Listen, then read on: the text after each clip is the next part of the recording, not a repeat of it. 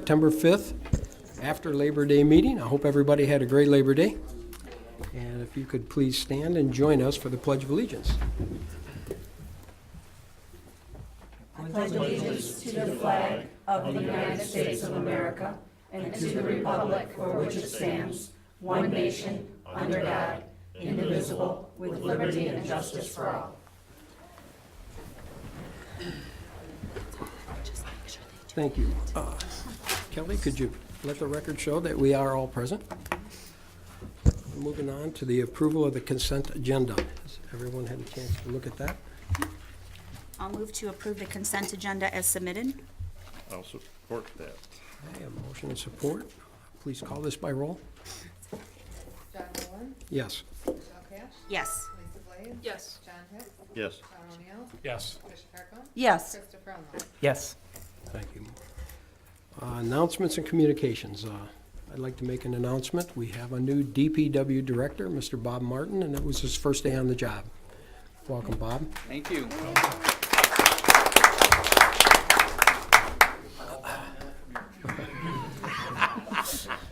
My second announcement is we also have a backup generator that is working. And so now we're down for 9 seconds and we have power in the building. If everyone has any outages, they can come up here and warm themselves up or charge their phones. Okay, that's mine. Anyone else have anything? A little bit of trivia. On September 5th of 1939, the United States served a formal notice on the world that it is determined to maintain a strict neutrality in the European conflict. That didn't last too long. Exactly. And that, the other thing I wanted to say is that I read where South Lyon is going down to a 3 on their ISO rating for fire on December 1st, Yes. which is pretty good. And I know Ken's working on ours, to try and get us to a 4. That's all I have. Very good. Anyone else have anything? I do. Okay. I just want to remind everybody that if you haven't paid your taxes, taxes are due September 14th. Here in the office, you can pay them online, you can put them in the Dropbox, they can be postmarked. We're happy to see you at the counter as always, and it starts 1% penalty on the 15th. So please come see us if you haven't already. That's it. Okay. Anyone else? Okay, moving on. Call to the public. This is where you can come up and give us anything you got. State your name and address. And Hi, good evening, Board. Dean Whitcomb, 25885 McCrory Lane. You have a busy agenda tonight, so I just want to give you a quick update on the ball fields. Things are going very well. Excavator is pretty much done. With all the rain, there hasn't been a single puddle. It's really graded well, and it's been great grass growing weather. If anybody's been up there and taken a look at it, they're really coming along nicely.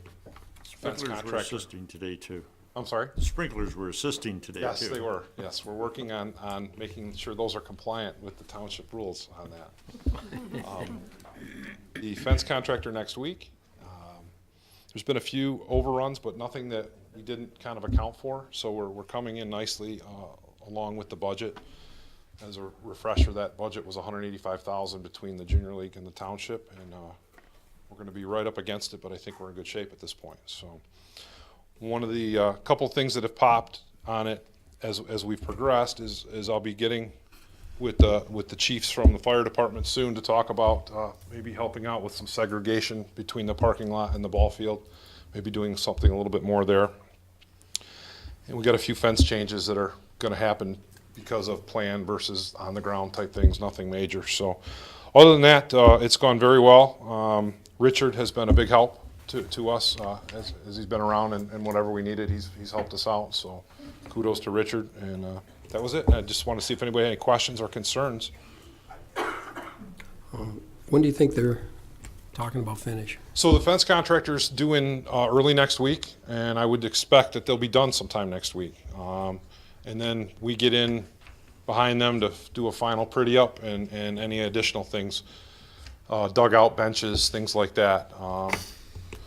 We're all volunteers, so I wouldn't be surprised if we push this till the snow flies, but we'll get her done this fall. So. Great. Thanks, Dean. Okay, thanks, everybody. Christine? That's exciting. Okay, anyone else? Okay. Moving on to reports. Tina, you have anything, DDA? Yes, I just had a few items to report on.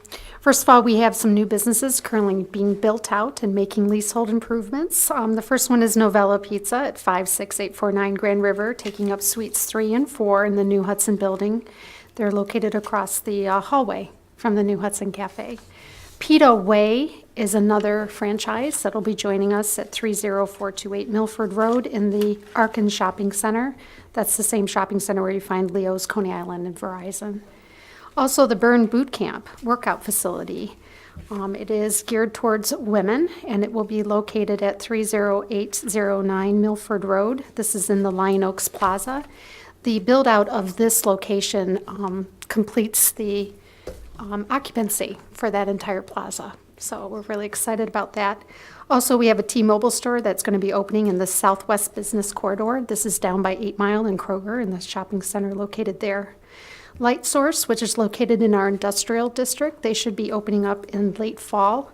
And we have received notice from SW North America that they will be having a grand opening weekend, which will take place from November 10th through the 12th. So they have a lot of exciting things planned for that grand opening. Also, I will be meeting this month with the owners of the former Potter's property. So they would like to move forward on their development. So we're looking to sit down with them and talk about leveraging our properties to help make that development work. And then lastly, I just want to remind everyone that a week from Friday, on September 15th, we have our Making Places Heritage Conference. This is with coordination between the Oakland County Historic Preservation Office and their Economic Development.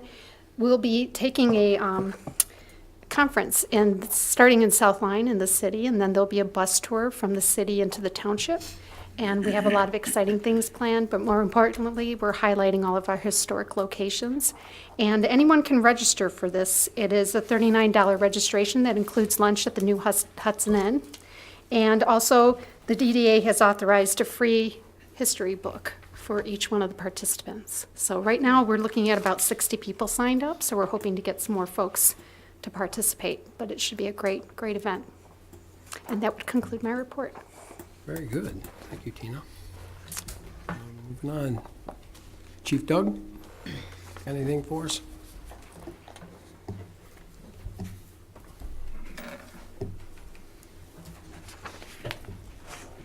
Just a couple things on the front for the fire department. Firefighter or fire inspector Holzheimer happened to be in Dallas this past weekend for the Michigan game, and while he was there, on behalf of the department and the Firefighters Association, he donated a bunch of supplies to Dallas Fire Department, which we're taking them down to Houston Fire Department for the hurricane relief. The concrete work at Station 1 is done. They were out this past weekend and sealed up the old concrete. I believe they still have to wait a little while before they can seal the new concrete, but they've done a great job. Very happy with the performance of the company, and look forward to them doing Station 2 as well.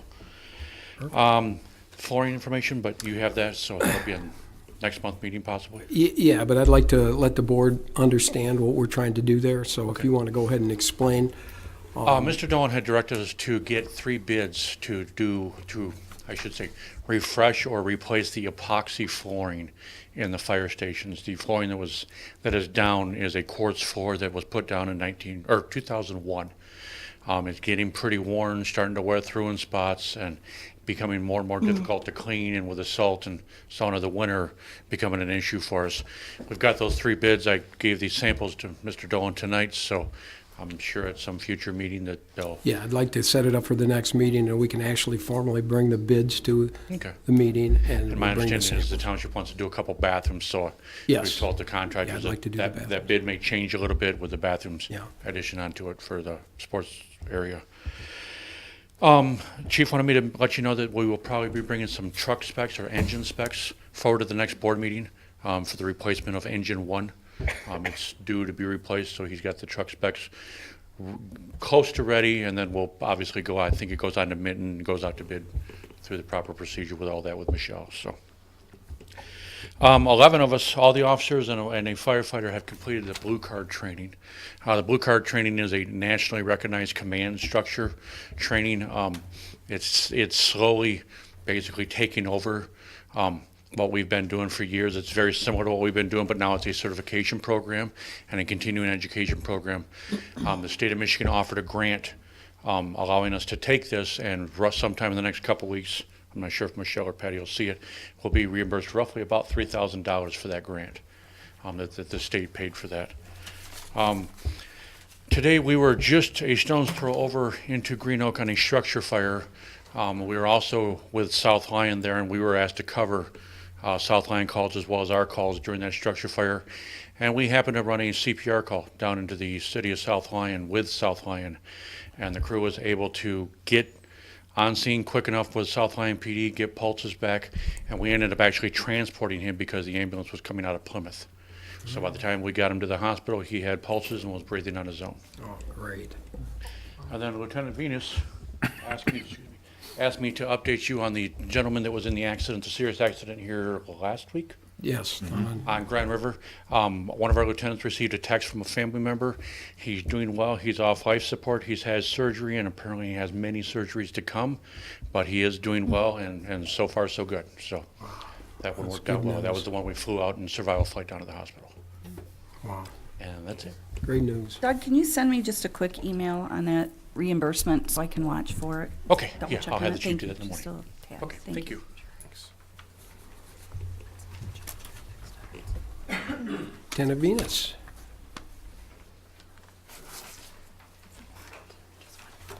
Good evening, everybody. Good evening. How's everybody doing? And good evening, Bob. I know I talked to you a little bit today, but looking forward to working with you. Thank you. Welcome aboard. Looking forward to it. It was a quiet Labor Day weekend. Nothing really major went on. Right about this time of the year, I always start to look at our larcenies in the neighborhoods, right when the kids go back to school. And this year, we are way down, as far as I can tell. So that's good from years past. Usually when the kids get out of school, they start running through the neighborhoods and going through unlocked cars and just taking what they can. I think with our additions last year or the year before, it's starting to show now the guys are getting in the neighborhoods, they're getting to know some of these kids a little bit more, and it's slowing that stuff down. So that's a good thing. I don't know if anybody's seen it, but the sheriff put out a advisory because of the hurricane down in Houston. There's a lot of scam artists out there.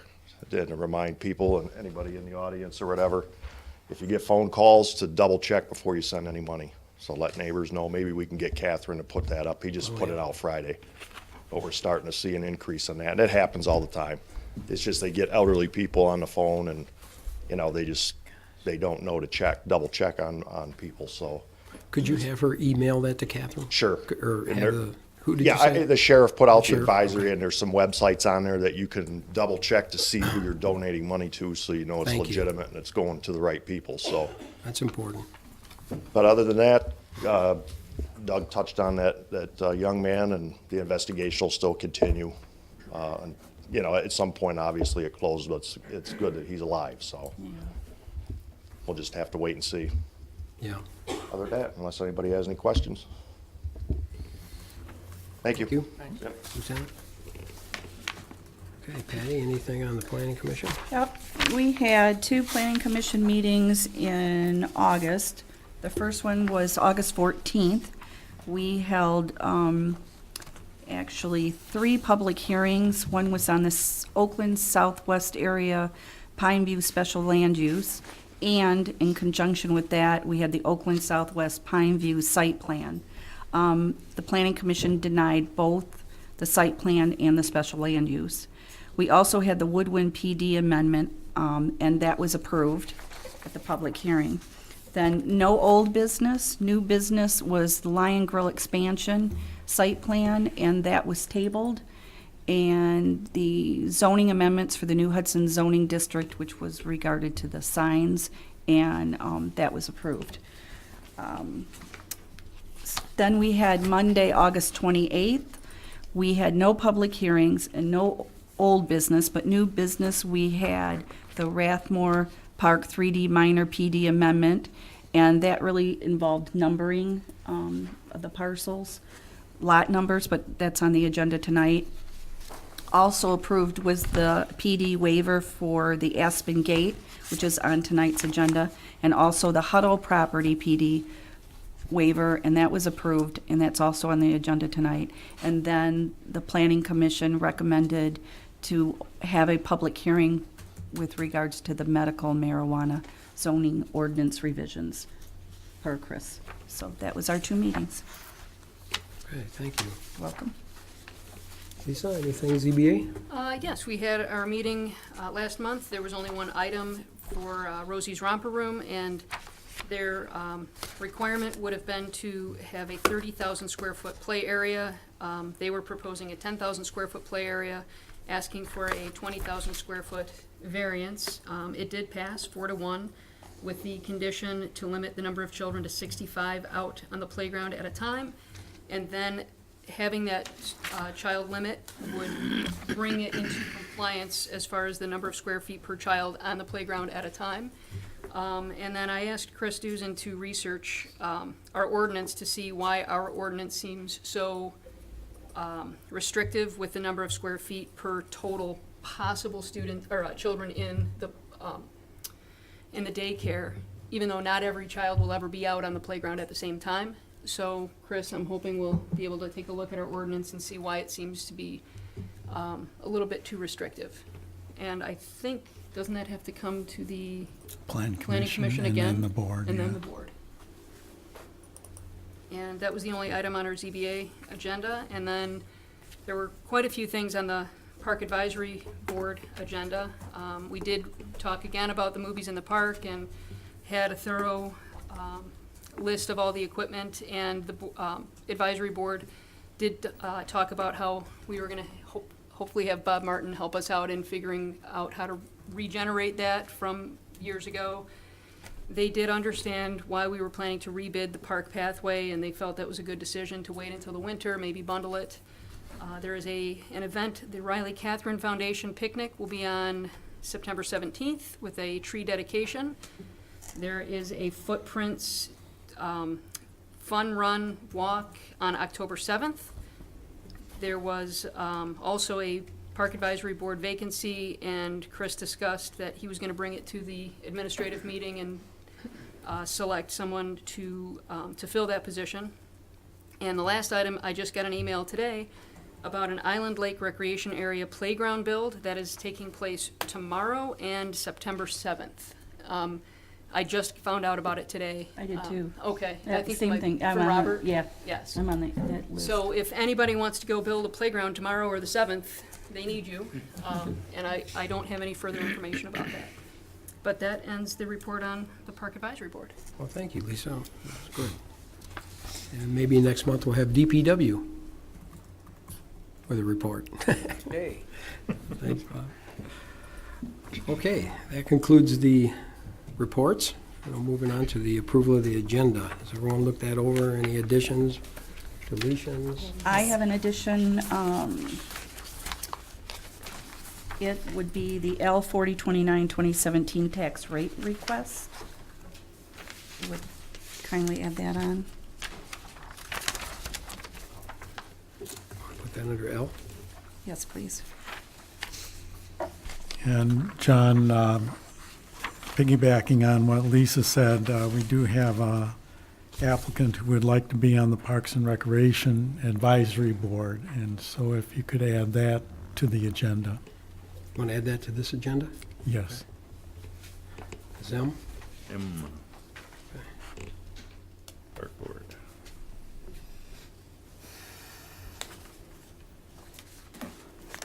Okay.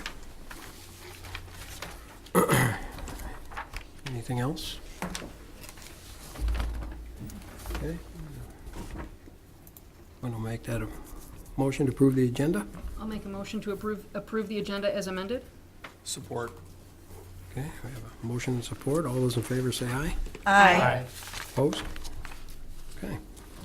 Moving on to unfinished business. Number 1, Artesian of Pioneer update. Good evening. Good evening. Good evening, Ed? Ed. Excuse me one second. John, you're about ready to fall off the cliff. You don't see this, but Oh, Fix him up. Sorry about that. I've been looking at plumbing my whole life. Been told and that a when lot something's lately. unplumb, it bothers me, so. Anyway. Here to update you on where we're at and what's happened since last month. We met with MDEQ up in Lansing. John and Patty went along, and we're struggling a little bit on the softening component, but we're gonna get there one way or the other.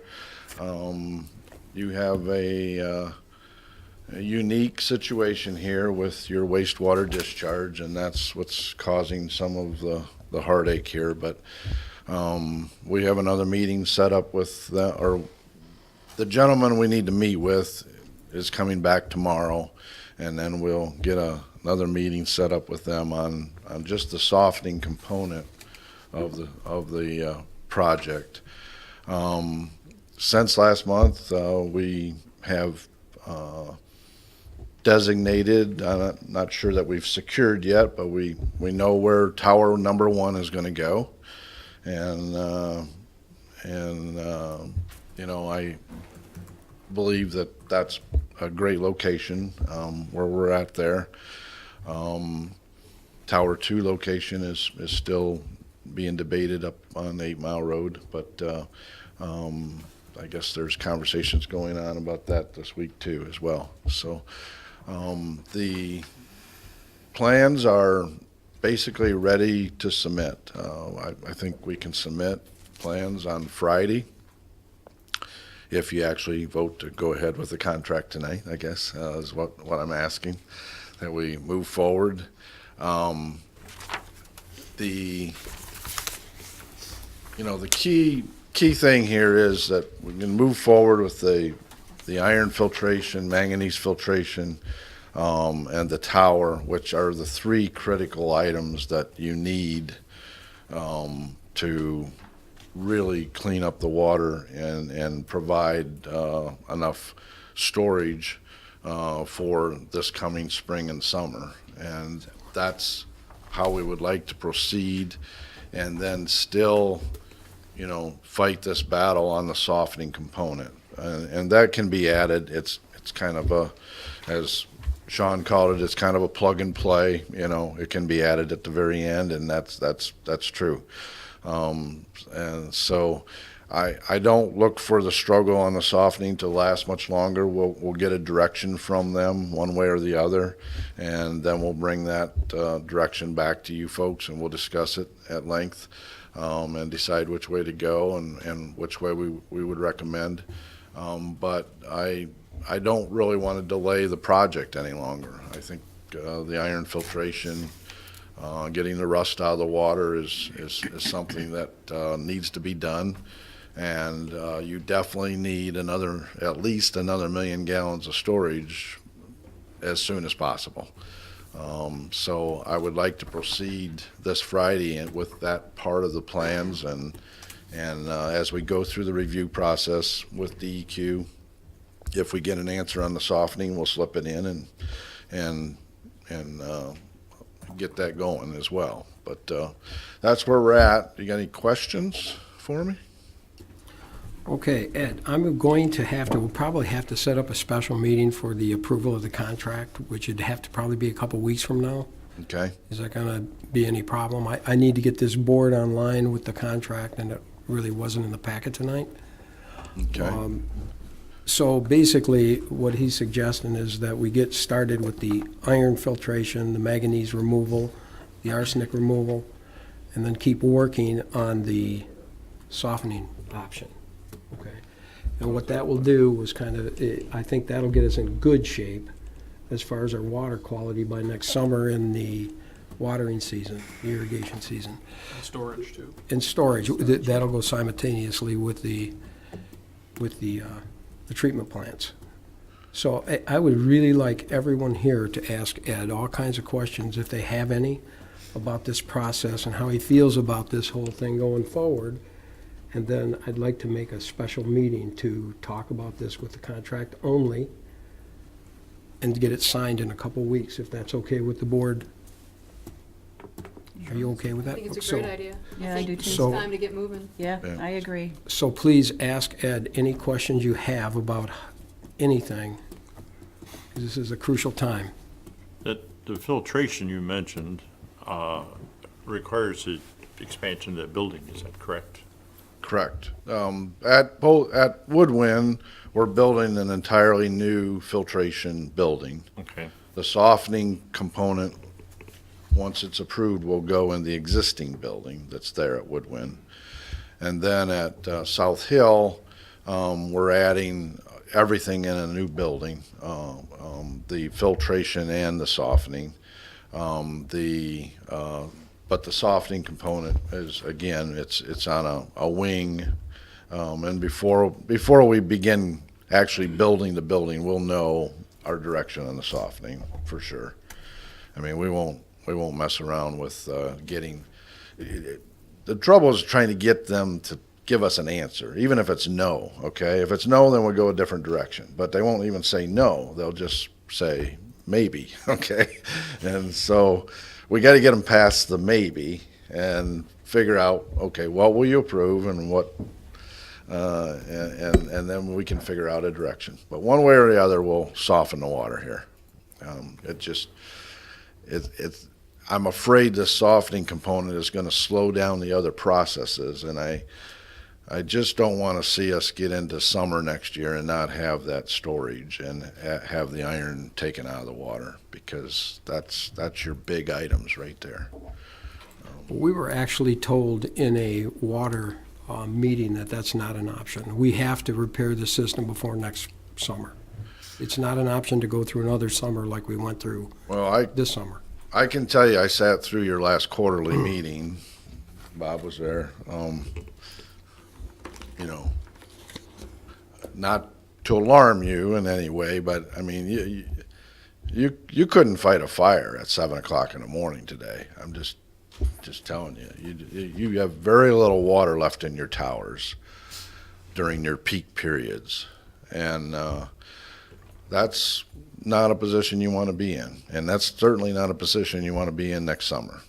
You need that other 1 million gallons of storage. You need 2 million gallons of storage, and no questions about it. And I know some of you are questioning that at this point.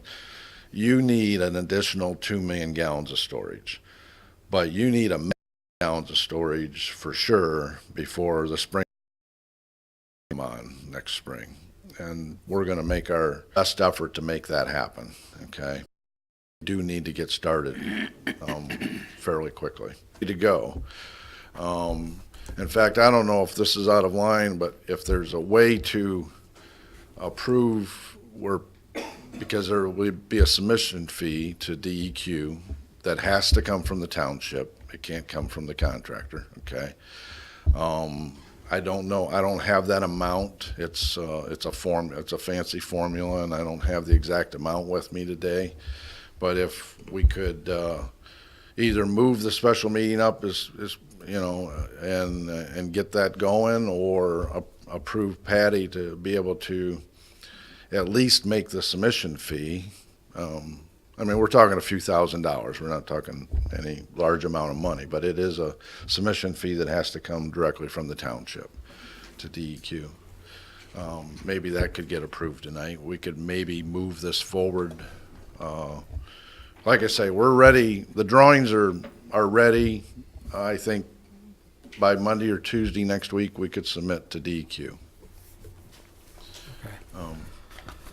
That's your option, however you want to do it. So you think the submission fee would be 5,000 or less? Yeah, it's a formula. I tried to get it on my guy out in the parking lot, but he had already left. So I apologize for not having that exact number. But it's a few $1,000s. Well, I guess that's something that we can talk about. Chris, you had some questions that you had submitted. I'd like you to ask a couple of them. And yeah, I did. I sent you, I think, about a half a dozen questions on, I believe it was Labor Day. So, and you responded on Labor Day. So I guess I appreciate that, but didn't mean to make you work on Labor Day. So Not a problem. A couple of my questions, just in your answers, I asked about the if we had an updated aquifer test to confirm that we'll have a minimum 4,000 gallons per minute out of the aquifer. And I know you had mentioned in a previous meeting that some preliminary testing was done, but further testing will be needed prior to construction. Is that still the case? Yes, and just to kind of recap how that process will work. So we've gone in, we've hired a hydrogeologist. He says it looks good from preliminary data, okay? So how that will work is we will now make a formal submittal to DEQ to get an additional 2,000 gallons a minute out of the South Hill well field. Which, by the way, I guess there may be some additional ground available in that. You have 5 acres there now, so I think the developer that owns that, there may be some additional ground available. I would highly encourage you to take advantage of additional ground if you can. Not that you need it today or tomorrow, but you might need it 20 years from now, and it would be great to have, okay? So, but back on to recap, so we'll make the formal submittal, and that will include, drilling test wells, doing some pump testing, and basically just proving the aquifer will support 4,000 gallons a minute. And that'll be through a formal process as we go through the review. Another question was, we've had past tests on the wells that showed a small presence of arsenic in the water supply. Your latest test showed that there was no arsenic, but we were looking at possibly retesting just to confirm, as obviously the aquifer fluxes throughout the seasons.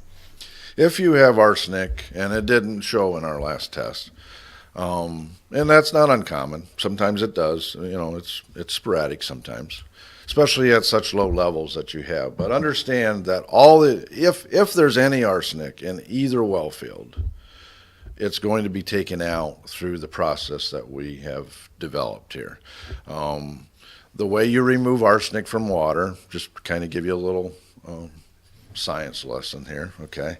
The way you remove arsenic from water is you get it to attach to the iron, and then you remove the iron from the water, okay?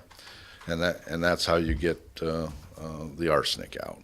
Iron and manganese will, mostly iron, but arsenic will attach to iron very easily, and then you remove the iron and it's gone, okay? Okay.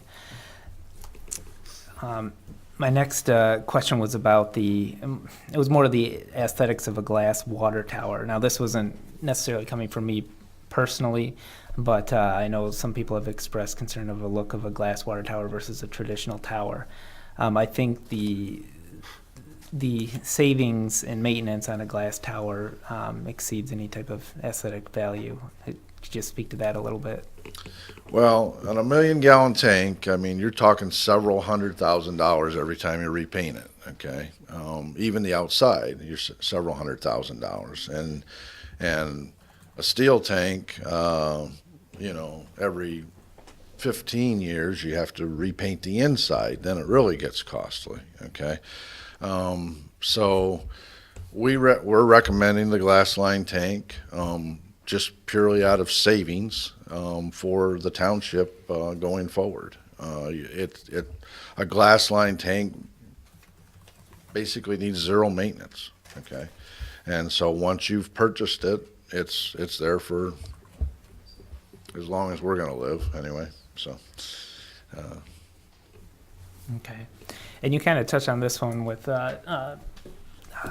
John Hicks's question about the different sizing between the South Hill and Woodwind plants, but the South Hill plant requires a larger addition for softening versus the Woodwind plant, which a lot of the components that you're proposing can be within the same building, but it would need a smaller addition. Right. We don't want to see you waste any money going forward, so we're going to utilize the existing building. Once we get the filtration system up and running at Woodwind, we'll go in and we'll gut it, okay? And now you got a nice, big, beautiful, empty building, okay? And we'll put the softening component in that building. And that saves cost, construction costs, and also utilizes a building that you've already paid for, so. Okay, and we do have backup generators at both facilities currently, so correct. those will. Now, the backup generators that are there now will have to be upsized, or we'll have to add an additional one at each site. Right now, we're looking at upsizing South Hill and adding an additional one at Woodman, I believe, or I might be wrong there, but yes, we'll be able to, when we get done, what backup power will be provided is, so we will be able to run at least one well pump, one high service pump, and all the filtration equipment, so that we can produce water for extended periods of time, even if your power outage is days long, which you hope that never is the case, but if that's the case, then we will be able to produce power or produce water during that time period. So there should be no fear of ever running out of water. Okay. Yeah, we have had, at least the city had a extended power outage, and there, Bob could even speak to that on what they had to do to keep things 77 running. hours.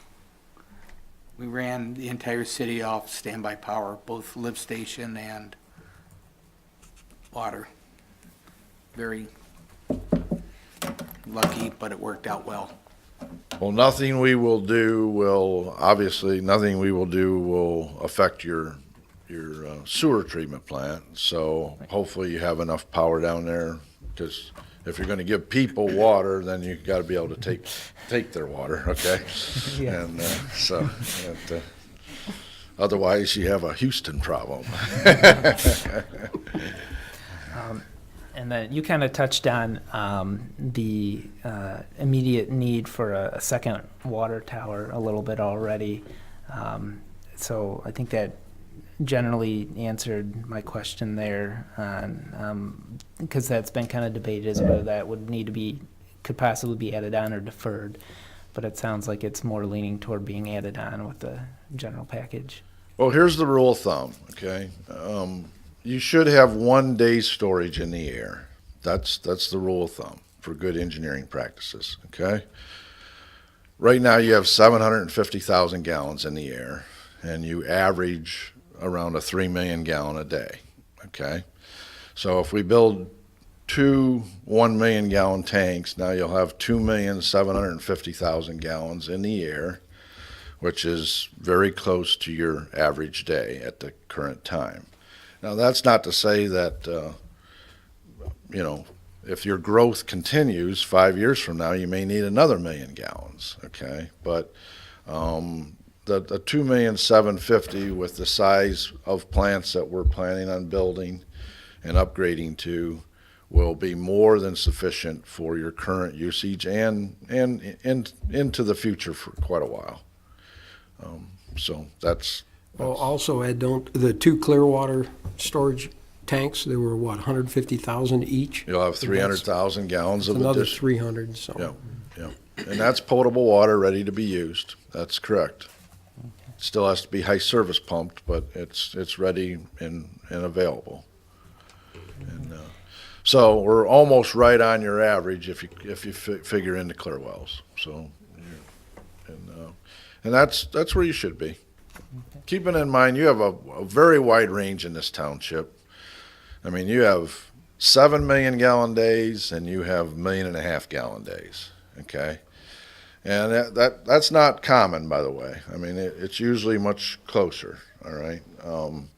So you have kind of a unique, there's a lot of things about you folks that are unique, but that's one of the things that's unique, okay? You have a unique situation there, and that if you start enforcing your sprinkler, I mean that may get narrower, or as you have more growth, it may get narrower. In fact, it will get narrower as you get more growth. But I can see very easily within 5 years your average day being 4.5 million gallons a day, and then the board that sits here is going to have to determine maybe we need another water tower, okay, at that point. So that's something to think about. Okay. And my last question to you, and it's more of a question for the board than you personally, but we had discussed at one point the ability to add in fluoride to the water supply, similar to what GLWA does. And I guess it can be added in if we want, but it would be more or less up to the board to see if that's a component the community wants. Fluoride is not a state mandated thing. It's basically what the particular local entity wants. Okay. I've been married to a dental hygienist for 25 years. Okay. So I know all about fluoride, and the science is starting to say that you don't put the fluoride in the water because you get fluoride from your toothpaste and from your mouthwash and different things. But there's plenty of communities that have fluoride in their water, and that's just a local decision for you. But here's the thing. If we had your plant completely finished and 3 years from now, the board that sat here said, I'd really like to add fluoride, okay? We're talking about a few $1,000 and a couple of days labor and we can add fluoride, okay? It's not a major deal one way or the other. So if you want to have fluoride right up front, we can submit it with the MDEQ permits right now. If you don't want to have the fluoride, we'll leave it off for now. But it's totally a local decision. Was you going to say something? I was just going to say, with that comes daily lab analysis that's going to be required, plus the purchase of the fluoride. Yeah, that's true. Yeah. The operation will be a little more expensive if you do have fluoride because you have to buy fluoride, number one. Number two, because of the testing. So you can't get fluoride too high. If you get it too high, it rots the teeth quicker than it doesn't protect your teeth, it rots it, okay? And so there's a very fine line there on whether or not you want to put fluoride. And I mentioned this in the email to Chris, and this is true. We've actually gone in and taken fluoride systems out, and then they've had an election with a new council, and we've gone back and put fluoride systems in the same town, okay? So that's why I say it is a local issue on whether or not you want to do this. I would recommend against it, okay? That's just knowing what I know, I would recommend not putting fluoride in the water stream, okay? But again, it is your decision to make. And it can be easily reversed and changed and... Just out of curiosity, has there been any naturally occurring fluoride within the water supply? I've run into that in communities before. Like in the little town I'm from, Pioneer, we have almost a full part of fluoride raw in our water, in the aquifer, okay? We have approximately 0.3 to 4 around here. You have 0.3? Yeah, okay. And see, you don't want to go over a part. So in Pioneer, for instance, we would never add fluoride because it's naturally occurring. Mm-hmm. Here, that's how we've been able. The communities have removed fluoride because they tested it naturally and gotten out of those. Yeah. This decision can be made down the road if you want to, and maybe you want to get it out on the table and get it on record on whether or not you want the fluoride in right up front. Okay. But again, you can change your mind at any time, and it's not a big deal to add. So, a couple chemical feed pumps and a 55-gallon tank. So. Okay. Are you good, Chris? Yep, those are my questions. Okay. Anyone else have anything? I had a couple questions earlier tonight, and Ed answered them for me. And I do agree with others who have said that we should move ahead now. We have known for many months that there's going to be a need. We've been working to address that, and I think this is just taking the next natural step in having him build the capacity that's necessary. So I would certainly support that. Okay, well, Would the next, or would we set a special meeting now, or would you send an email out to find out what date works for most of us? I'd like to do it now.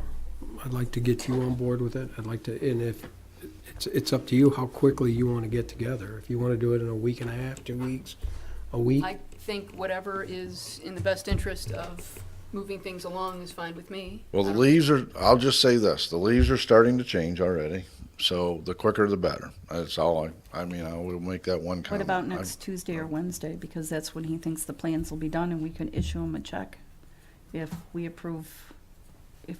Contracts, if I'll get we- them all sent out and,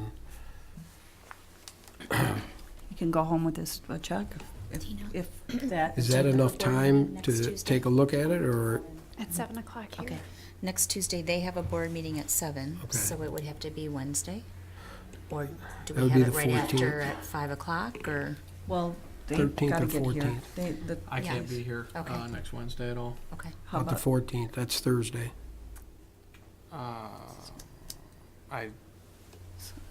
I can't be here on the 13th, but I can be here on the 14th.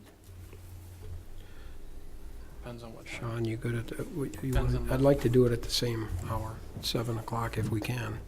Or, if Don't mean- wait for me, but I'm probably 50-50 at this point, but I'll confirm with you. we need you here, so, is there any other day that's good for you?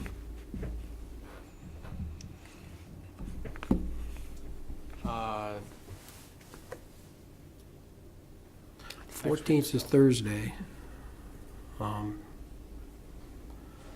the 12th's a Tuesday. You guys good? Anybody good anybody with can that? come on Tuesday? Oh, we can't. We got the, Do it 6 o'clock, if it's not gonna be more than an hour. Same for Monday. Same for Monday, planning commission's at 7. Monday would be better for me. Monday at Next 6. Monday, the 11th. I could, well, I have to go to the planning commission anyway, so I'm here. I can Yeah, do we got Monday a on the meeting. 6th, or at, really about any time. And this would be the only item on the agenda. Yes. So we'll have. I'd like to keep it the only one. Monday, the 11th? Does that work for everybody? I think so. 6 PM? That will work for me. Can you send me what Michelle and I and John, the dollar amount? I will. Because I can void it if they don't approve your contract. It's not a big Okay. deal. But other than that, we could have it ready Okay. if necessary. If you can send that to us. You said Monday the 11th at 6? 6 PM. So everybody's good with that? Yep. Okay. Monday at 11? Any other questions? Okay. Thanks so much. Appreciate it. Thanks, Ed. Thank you. Appreciate Thanks for that. moving me up in the schedule. I appreciate it. Thanks. Okay, moving on to the Copperwood Plan Development Minor Amendment, Kroger, second reading. Just to remind you what this is about, this is the Kroger on 10 Mile Road, and there are 4 improvements they want to make. Add a drive-through pharmacy on the east side of the building, add a Kroger click list area on the west side of the building, add a outdoor seating area for 14 people at the northwest corner of the building, and add a permanent outdoor sales area in front of the building. So nothing has changed since the last meeting, so it's ready for your action. There is one additional question I'd like to pose to the board. I got a email from the store manager, and she asked about placing a red box in front of the Kroger store. And I wanted to know if you felt that that was an appropriate thing to have in front of the Kroger store as part of the outside sales area. Aren't those usually inside? Yes. Inside the doors. Well, they want it on the outside. No.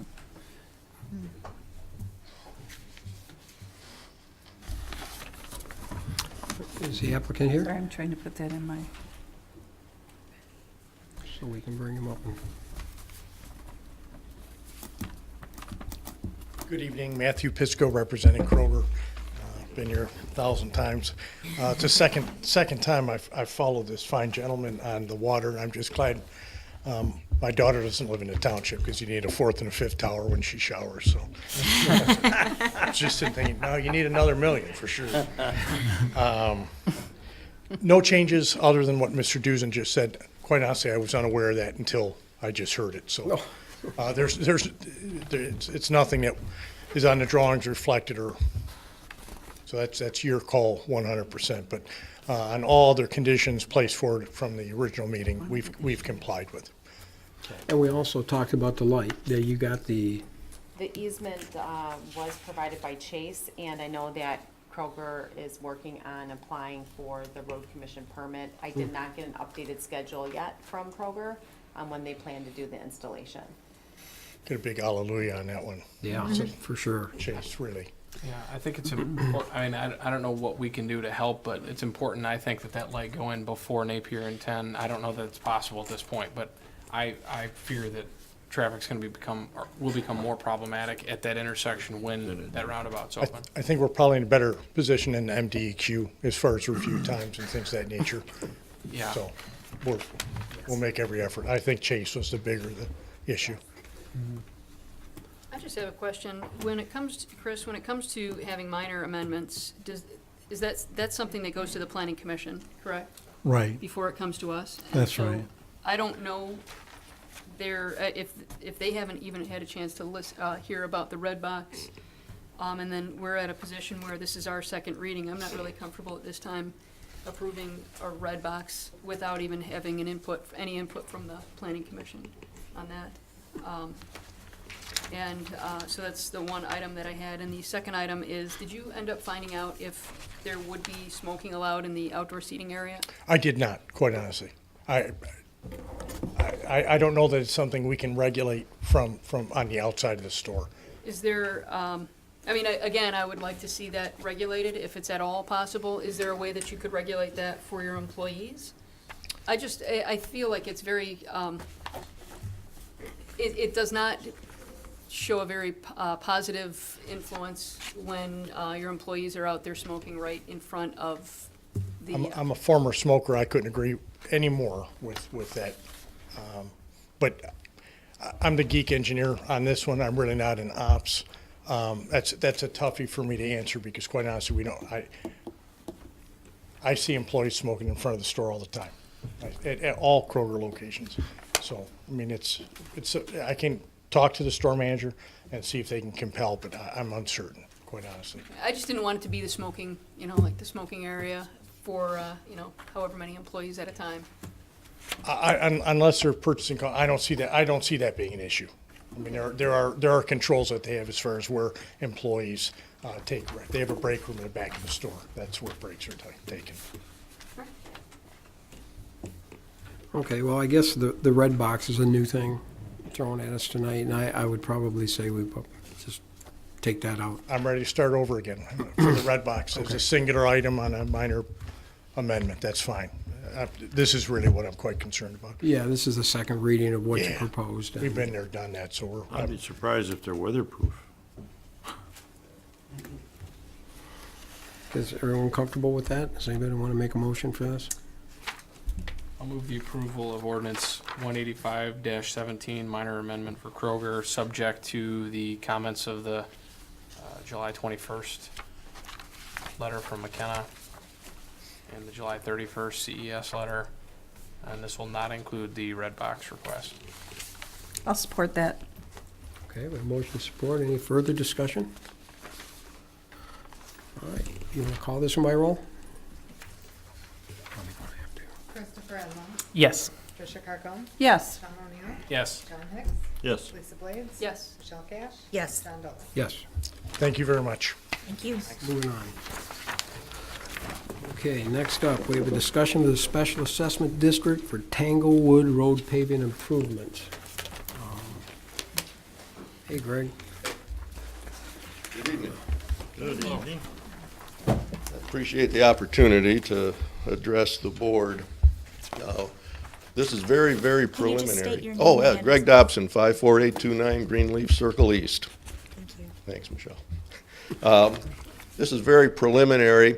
My request this evening is to just explain we're hoping to do, and to get the board's degree of willingness to listen to a formal proposal in the near future. Tanglewood is one of the premier subdivision communities in Lyon Township, and our roads are starting to deteriorate, specifically Country Club Drive, which is the main entrance into Tanglewood and into the golf course. It's about 28 years old, and it's served its purpose very well.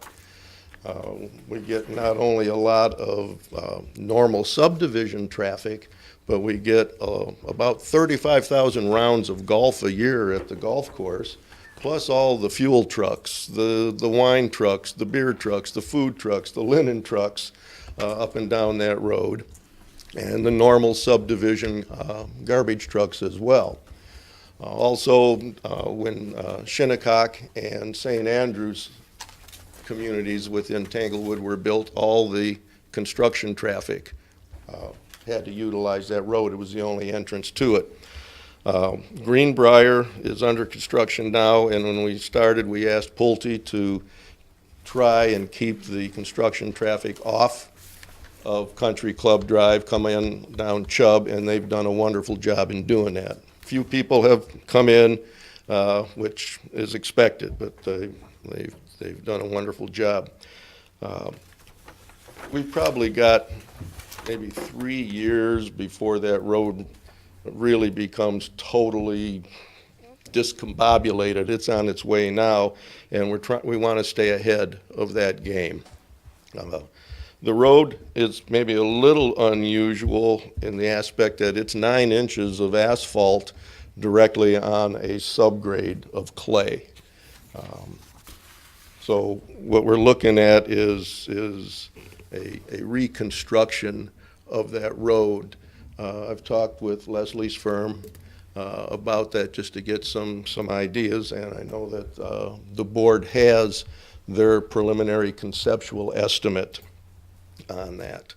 And also I know that the township has previously used a special assessment district in communities where the money is basically loaned but is paid back plus interest at as an assessment over a 10-year payback period. And quite frankly, this really helps us because the amount of money that we're looking at to reconstruct that road is a lot. To look at privately funding that road through a HOA assessment, 2 things have to happen. The way the covenants are written, we'd have to totally change the covenants because those are county roads, and we're not allowed to assess the community on something we don't own. So we'd have to change the covenants and get legal consensus that we could do that. Then we'd have to make a special of assessment of probably $400 a year per home for probably about a period of 3 to 4 years. And by that time, costs have gone up to reconstruct the road and so forth.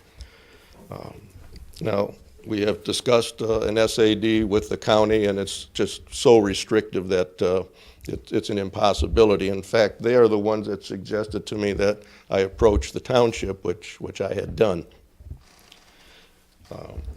Our biggest part to go through yet is to sell this to the residents and to negotiate with the golf course for their part in there. And prior to going to the residents and explaining what we'd like to do, I'd like to be able to tell them, yes, that the Lyon Township Board of Trustees is willing to entertain a formal proposal for an SAD. The thing I don't want to do is get 75% of the residents to say, yeah, let's do this, and then come before this board with a formal proposal and say, well, no, we're not interested, or we can't do that. So that's why I'm here preliminarily to see, just to see how the board feels about a special assessment district for us. Yeah, like I said earlier, you have the conceptual estimate from the engineer of $481,000, but I would like to add $30,000 to that because we have a couple of areas on Spyglass Hill, which is the other entrance into the community, that we have some sections in there that the surface is starting to deteriorate. It looks like some parts of the pavement have stretched and are sliding a little bit, and I'd like to be able to, to take care of those, under the same operation. So in essence, our final request could be about $511,000. Now, I realize that number can change. There's a couple of dynamics that will come into play. First of all, we have not done any cores on that road. We don't know if the subgrade is in good shape or not. So I think that would have to be done, and then a real thorough condition assessment by the engineer, which could change the dynamics of the design that we think is needed now. And then, of course, the bidding climate at the time. And that if you go out in the very early spring when they're hungry for work, you probably get a better price. You go out in June when most of them are busy, the price goes up. So basically, my question is this something as a special assessment district for Tanglewood Road improvements, something that the board would entertain? We come back with a formal proposal with saying we've got petitions from at least 75% of the residents that agree to a special assessment district. Anybody have any questions? Well, I think we have done this before. Well, I'd like to speak on it. Yeah, no, absolutely. That's okay. I've met with Greg at least, 2 or 3 times regarding this. And I gave a call to Paul Wygowski, who's actually our bond attorney, but I wanted to ask him about a special assessment in regards to this, because I wasn't sure if it was a public or private road. If it was a private road, we couldn't do it. If it's public road, we can. And he just cautioned that that your assessment has to match the benefit. Like, it can't be, they can't have a higher assessment than what the property's worth if you're gonna assess everybody's assessment. And Greg and I divided it up, and it was quite nominal if you get the entire Tanglewood community to go for it. Yeah, and I think that's what we'd have to do, Patty, is our special assessment district would include all 448 homes, including the Greenbrier sections, whose wearing course isn't even installed on their roads yet, but they're part of the community, and Country Club basically is their entrance into their community. And to have good roads keeps our home values up, keeps the tax value up. It helps the community overall. If you drive in, if you're looking at a house and you're driving into a subdivision with good roads, you don't notice it. If you drive into a subdivision looking for a house and you're bouncing all over the place, you notice it. So we're trying to stay ahead of the game, and we would assess it, our district, we would request it to cover everybody in there. And when you, including, I just plugged in an interest of, 4 or 5%. It's coming out to, with golf course involvement, it's coming out to about $100 a year per homeowner for 10 years, which I think is pretty reasonable. Was it the percentage that was it 80% when we did the one across here that had to be online? It was a big percent. Well, it only has to be, but we've never accepted that. It's always been, at least, remember, we're forcing an assessment on someone, and it's really not for us, it's really for themselves. And we've always had approximately 80% that we've asked, not 50. We have usually charged 5% interest fee, and sometimes we've included an admin fee. We didn't across the street, we waived it because they had so much difficulty with the different homeowners and going to tax sale and just a multitude of things that happened across the street for that subdivision. So we didn't charge the admin fee for the Orchards of Lion. That was their top coat. And the first one we ever did, Chris and I did together, we did the Martindale Road paving from from Pontiac Trail down to their last entrance. And so we charged interest, it was 5%, and we charged 5% for across the street. So it would be totally up to the board if they wanted to charge an additional admin fee, because remember, we have to take care of this year after year. We have to roll it, we have to collect it, you know, if there's delinquencies. And I was thinking if it was so nominal, maybe they would even consider a 5-year instead of a 10-year. I don't know. But those are all my thoughts, and we have done it twice. It's just, Martindale's been paid off. Like, their assessment divided over there was like $685.34. I remember it because we did it on index cards. We didn't have computers then. And so we kept little index cards, and that's how we rolled it every year. It sounds funny, but that's what we did back then. And Chris and I did all of it ourselves. We really didn't know how. We didn't really know how, but we did it, and we survived. But this one was a We had little about a different. 98% approval rate on that, too. Yeah, yeah, and John lives in there, he's familiar. And then across the street, it's nominal, and it's 10 years also. So we just really have the one across the street. I should have looked up how many years they have left, but, It's got to be in close.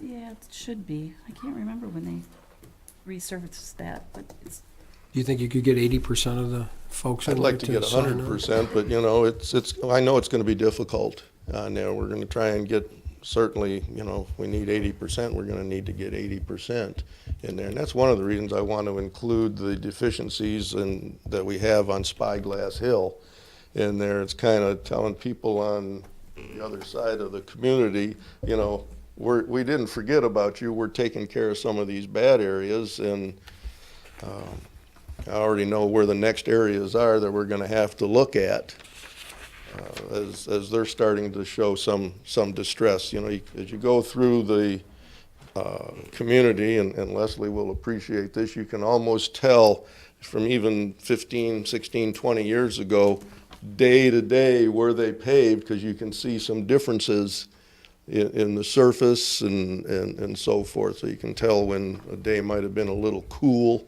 or wet versus a nice day on that. So you can really tell what's coming up, and to stay ahead of that. We're spending now about $9,000 to $10,000 a year over the past several years to fill cracks in there. We're not repairing the cracks. We're just filling them, banding them, trying to prolong the pavement, keep the cracking from spalling out and becoming bigger problems. The county does come in when we call, and they fill the potholes. The county has been redoing some of the catch basins in there. But I've had 3 meetings with the county, and they will not repair our roads. Plain and simple. Well, Cindy, Lisa, do you have any questions for, are you good to help them out, or if they were to get 80% and? I think 80%, I think, you know, if that's what Patty thinks is a good thing to do, then I would be agreeable to that. If Patty thinks that we don't need an administrative fee, I would kind of defer to what she would recommend. And I think that being proactive and finding a couple of other places within your neighborhood that will, as you said, show everybody in the entire community that you're addressing their concerns as well. I think that's an excellent proactive approach. Okay. How about you, John? Well, I'm You're in okay favor of with it? Been through that with Martindale. Chris? Well, I guess I have a couple of questions. I guess I'm just looking for head nods. I'm not doing a no, I motion, mean, just to say that we in would general, support it. Yep. Yeah, but I guess I wanted to kind of ask you a question about, you said you approached the road commission about their special assessment process, and that didn't. They're very restrictive. Right. Okay, then basically in a nutshell, what happens, let's just take Country Club Drive, for example. There are 12 homes on that street plus the clubhouse. So there's a total of 13 entities that front the street.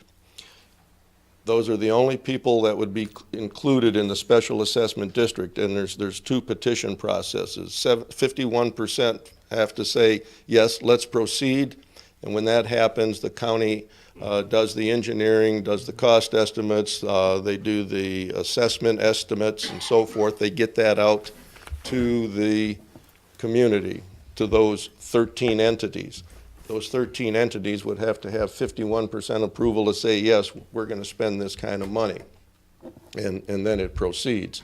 Well, the cost of the construction of the road, the county would almost totally take it out, take out 9 inches of asphalt, proof roll the subgrade, come back in with the 21 AA base, and then the asphalt. That would be close to $1 million.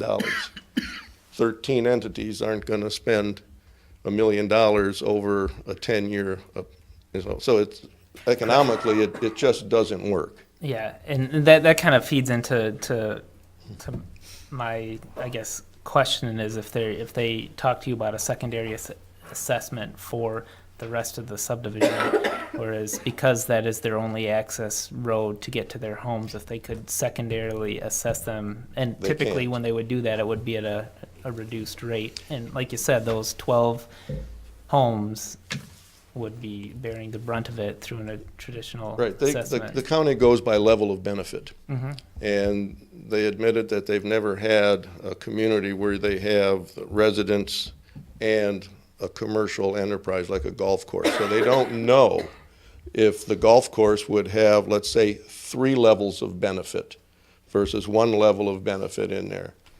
So that means, if the assessment, let's say, is $1,000, the golf course would have $3,000. And if you put more than 1 street in there, the same process goes for each street. So now if you had 2 streets, let's say Spyglass Hill people approved the second petition, Country Club people didn't, the whole thing goes away and you start all over. And as far as that being an access road for the people in the Shinnecock subdivision and the St. Andrews, county told me, doesn't make any difference. They don't go by use. It's who's on the front. Right. And then I guess if the township were then to run the assessment, is that then, I mean, I guess are they truly getting a proportion benefit like you guys had mentioned as far as an assessment leading up to a benefit? That's where I'm a little unclear. Chris, I'm trying to understand your question. Because it's really the easy township's level of benefit. Well, not the township's level, but it's really easy to see from the county standpoint or from a person's standpoint. If you're paving the road that's in front of my house, I'm receiving a benefit, I'm paying for the benefit. But if they're paying for a road paving project that is not across their frontage, is that, I guess, truly a benefit, or is it a secondary level of benefit? I've run into this situation with different communities, so I just wanted to. That's the selling that we have to do to the community. We have to convince. That becomes the 80% part. That's right. We have to convince the 80% of the residents, or 80% of the homeowners in there, that addressing that road benefits them from their home values. Mm-hmm. I honestly think that 80% is probably too high to get. I don't know if I've been involved in a special assessment district that's hit 80%. Well, it's a try. I mean, you can get out there and try, That's what we have to do, and we have to sell it. We have our annual homeowners meeting on the 28th of September, which, I want to be able to lay out, and that's why I wanted to be on this agenda. So at that meeting, I can say that, yes, we've approached the township board. They're agreeable to hear a formal proposal in the future, and that's the path that we go down. If not, then we have to look at something else. We have to do something. One of the questions I asked the county, I said, if we do nothing, absolutely nothing, will the county ever come in and tell us, you have to fix that road, it's unpassable? The guy says, no. We'll never tell you that. And told us a story about a community they have. The road is so bad, he says, when it's after a rain, people drive in, they drive on people's lawns to get around potholes. So, it seems Some communities will actually turn it back to gravel. if it gets that bad. But yeah, but to answer your That's the question, thing. yes, I'm definitely interested in hearing the proposal.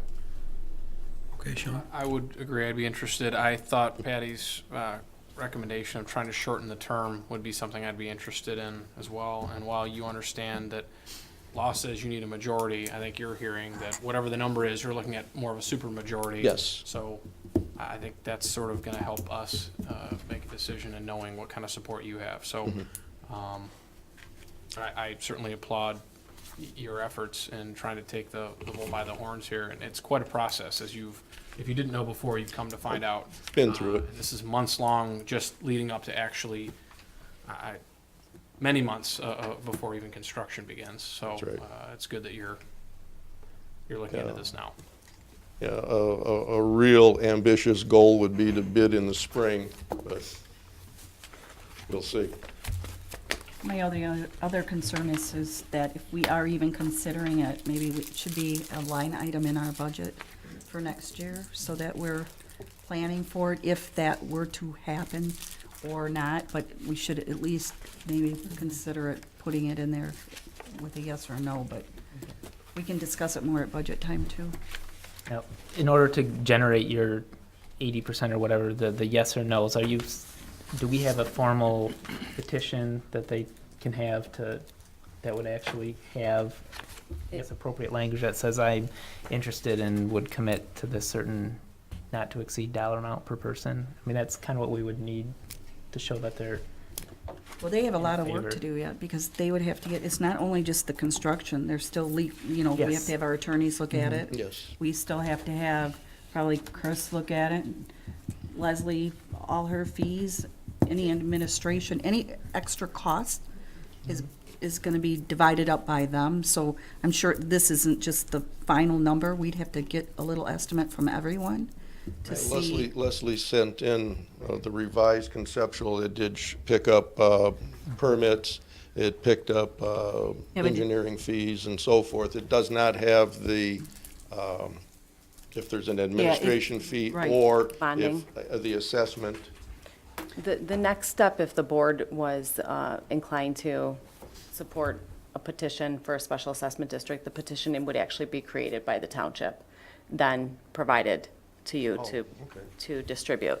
So don't create a petition. And there wouldn't be bonding, this would just be a loan, Oh, a loan, okay. just like we did for Oh, okay. across the street. So no bonding cost. Basically, there's gotta be a little gap in between too. I mean, it's gotta be between, 500,000 and 520. They've gotta realize that it's gotta include all the fees Right. to the end, and usually that comes right at the end of rolling it. You can't have, it's only gonna be this, that, it doesn't work that way. The other So- thing too, all of the special assessment districts that I've worked on have had a 5% administrative fee, except across the street, which was a very unique situation. So my recommendation would be to use the same formula as you've used in the past. And we didn't do Martindale either, because that was our very first thing we ever did.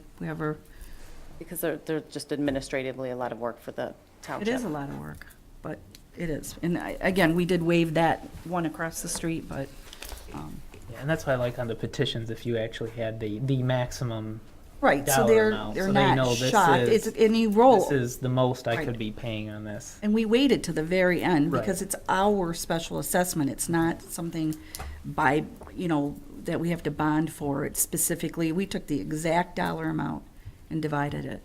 So it worked out pretty good. And there was a little parameter, it's either this or the in between, and it did. Okay. And we actually There has rolled to- across the There has to be street. a range, and that's Yeah, one of the because things you that I can't have be to, that I'd have to explain to the residents when we lay that out. Oh, That this is the range. I can't say it's gonna be $100 a year, and all of a sudden it's 105.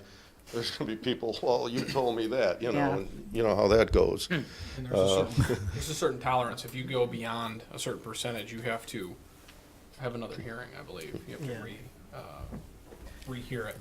Yeah, Leslie put in a pretty good contingency on that, and, Yeah, exactly. we do have some leeway. I say we need, some a real good condition assessment and some cores out there to see what we have, which may influence the design parameters, which would influence the cost, maybe up, maybe down, which would be nice. And that's why I'd also had asked for like $30,000 over and above Leslie's estimate for spyglass, but I've got some play in there, you know, maybe I can only get 2 sections done rather than 3 on that. You know, so there is some play in there, and we understand there has to be a range.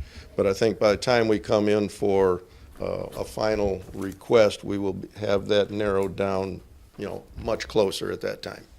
All right, well, I think you have the board behind you if you bring the criteria back that I think it's going to take a lot on your part to do.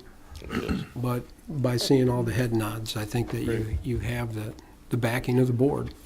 Okay, now who, if I gotta have a petition from the township, who do I see about that?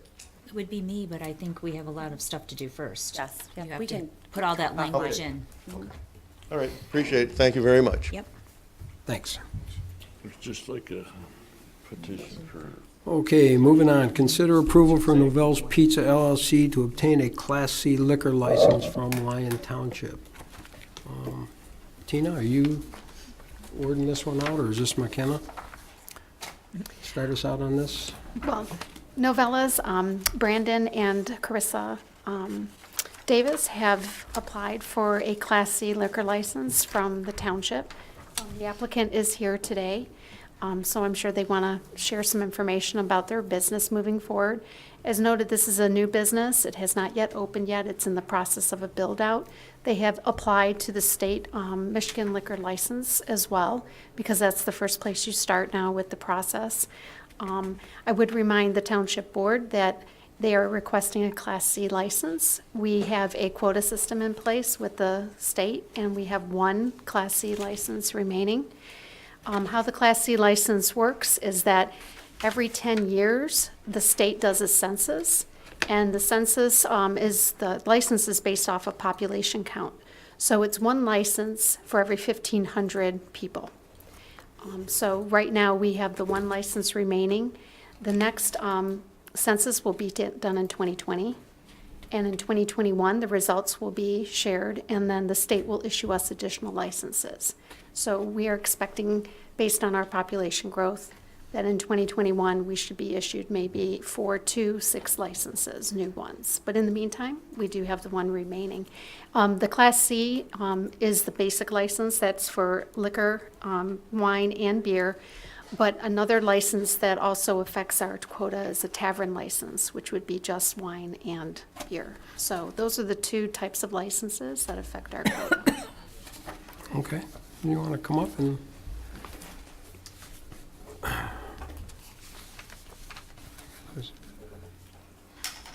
And state your name and address for the record. Dan Trusco, 5589 Wyndham Lane. Carissa and Brandon Davis, 57430 Blossom Valley Trail. Brandon Davis, 57430 Blossom Valley Trail, New Hudson. Okay. Also get started. All right. Well, like I said, my name is Brandon Davis, and we are opening Novella's Pizza on the corner of Milford Road and Grand River. We're really excited about it. We're looking for a November 13th opening. We've been doing construction with Lion Mechanical, as Dan is one of our partners in the business as well. Me personally, I have I've been in the business since 2005, since college, and I've been the general manager of a couple different concepts, and I've opened up numerous concepts for different companies, and the time is now for us, for Carissa and I, to venture out on our own. I still currently have a day job, so I'm really excited to get into this venture. The pizzeria concept is, we love pizza in our family, and I think everybody loves pizza. We're looking to put in a pizzeria that has high-end pizza, really nice pizzas, from scratch kitchen, some really good appetizers, with a unbelievable wine list and beer list as well. We have, this is my personally first time applying for a liquor license.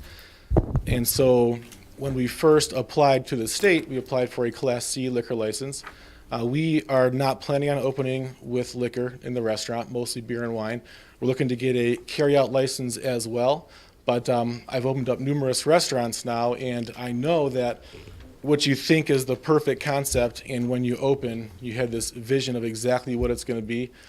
Inevitably, something is going to morph and change. We don't know if that's going to be with liquor, but we do know it's going to be beer and wine. And so the reason we originally applied for the Class C was to keep our options open if we do grow into that. But day one, we're going to be doing beer and wine, mostly craft beer, and we're going to have a very diverse, really nice wine list. And we're also looking for a carryout license. So the idea is we have two young children. So many times we're looking, we're in a pinch. It's Sunday, or there's dance practice on Wednesday, or whatever is going on, and we need to get something together for dinner, and we don't have anything prepared yet, and we want to get something that's good, artisan, homemade, scratch, and we want to eat it with our children at a convenience for ourselves. So for us, the reason I want a carryout license is so we can go to a one-stop shop. You go into the pizzeria, you pre-order it, it's ready when you get there, you pull into our curbside pickup. If you order it online, we bring it out right to your car in front of the building. If you decide to get a six-pack with that or a nice bottle of wine, we can bring that for you as well. And it's a pretty convenient in-and-out, high-end restaurant concept. So that's what we're looking for. Okay. Now, the beer and wine license, that's separate from this that you're asking for tonight, right? Correct. Okay. Well, let's open it up. Any discussions about this? Well, it's all included, so with the Class C, it's with beer, wine, and liquor. I think the biggest challenge that we have with the last liquor license we have is I think we've got some criteria established for that. Is there? Well, we're in the process of developing a scorecard, and a scorecard would, and this is still in the works, but it would help us identify for the township board what the level of investment would be for the business itself. Also, the number of seats, the number of employees, basically the economic impact that business would have on the community. So we did score this group here, and they scored at an 87, but because we don't have a range for what would be an eligibility number yet, we really can't say if it would be eligible for a license at this stage.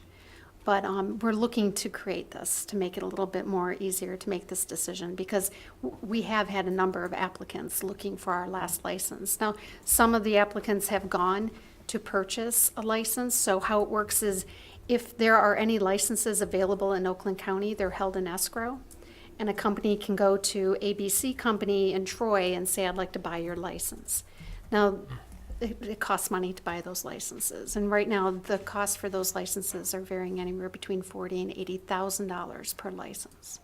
So sometimes that can be very detrimental and difficult for a small business owner or a new startup entrepreneur to afford that cost, and that's why they come to the local government unit to see if they can secure then the license at a reduced rate.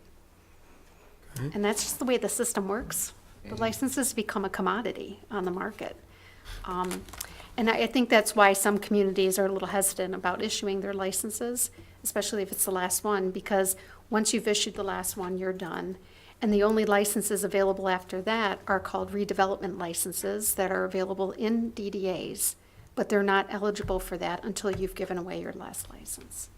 And that cost is $20,000 per license. But that license is tied to the business, and if the business goes out of business, or I'm sorry, it's tied to the property. If that business goes out of business, it stays with the property, so it stays in the community. So that was a benefit of a redevelopment license. But again, you can't apply for that unless you've given up all your quota licenses. Okay. It's a tough decision to make. And that's why we are here. We can't afford a $40,000 liquor license, and we know that this license will bring a lot for our business. And being involved and living in this community, I personally believe, and we believe, that we need this. It's going to be high end. It's going to be really good. It'll be the best wine list that Lyon Township has, best beer list. My humble opinion, the best food. But we've been doing this for a while now, and I feel very confident that this is going to take us to the next level. Having this option. Okay. So our office did not look at the application for this liquor license, but I just wanted to point out that your code, chapter 4 of your code has a list of criteria that you look at, and we've pointed out in other reviews before. It's 21 different items that the board is supposed to consider when they're reviewing the granting of a liquor license for on-premise consumption, which is the Class C would be considered one of those licenses. And we've looked at these criteria before, that Teresita when they came in, and I think it was Lion Grill maybe, or there was a couple other, a number of years ago. But talking about the applicant's experience in the business and the management practices and the moral character of the applicant, and I'm sure that that's kind of the checklist that you're developing administratively, but there is a list in your code of things that you could look at. I think the items that are in the code are actually on the application. So if you go through the questions of the application, those are the same items that are asked in the code. That's how the application, I believe, was designed. And in your package, you'll have a list of the proposed beer and wine list. The food menu was also a requirement. You needed to see what type of food was going to be sold. You also see a layout of the building itself and its location, the number of seats. There'd be 28 seats. I know you don't have a price range yet, but did you have something for what a pizza costs? I mean, I know you're talking about feeding a family and it gets expensive, so Yeah. without ordering beer and wine, how expensive is the pizza? Well, the pizza is going to be very competitively priced, so we will not be the most expensive pizza in town. I don't have everything costed out just. I've been working with our purveyors to figure out where we're going to be, but it's going to be right around anywhere from $14 to $20 for a pizza. But some of these places, you order specialty pizzas and you get out of there for like $24, and we want to avoid that.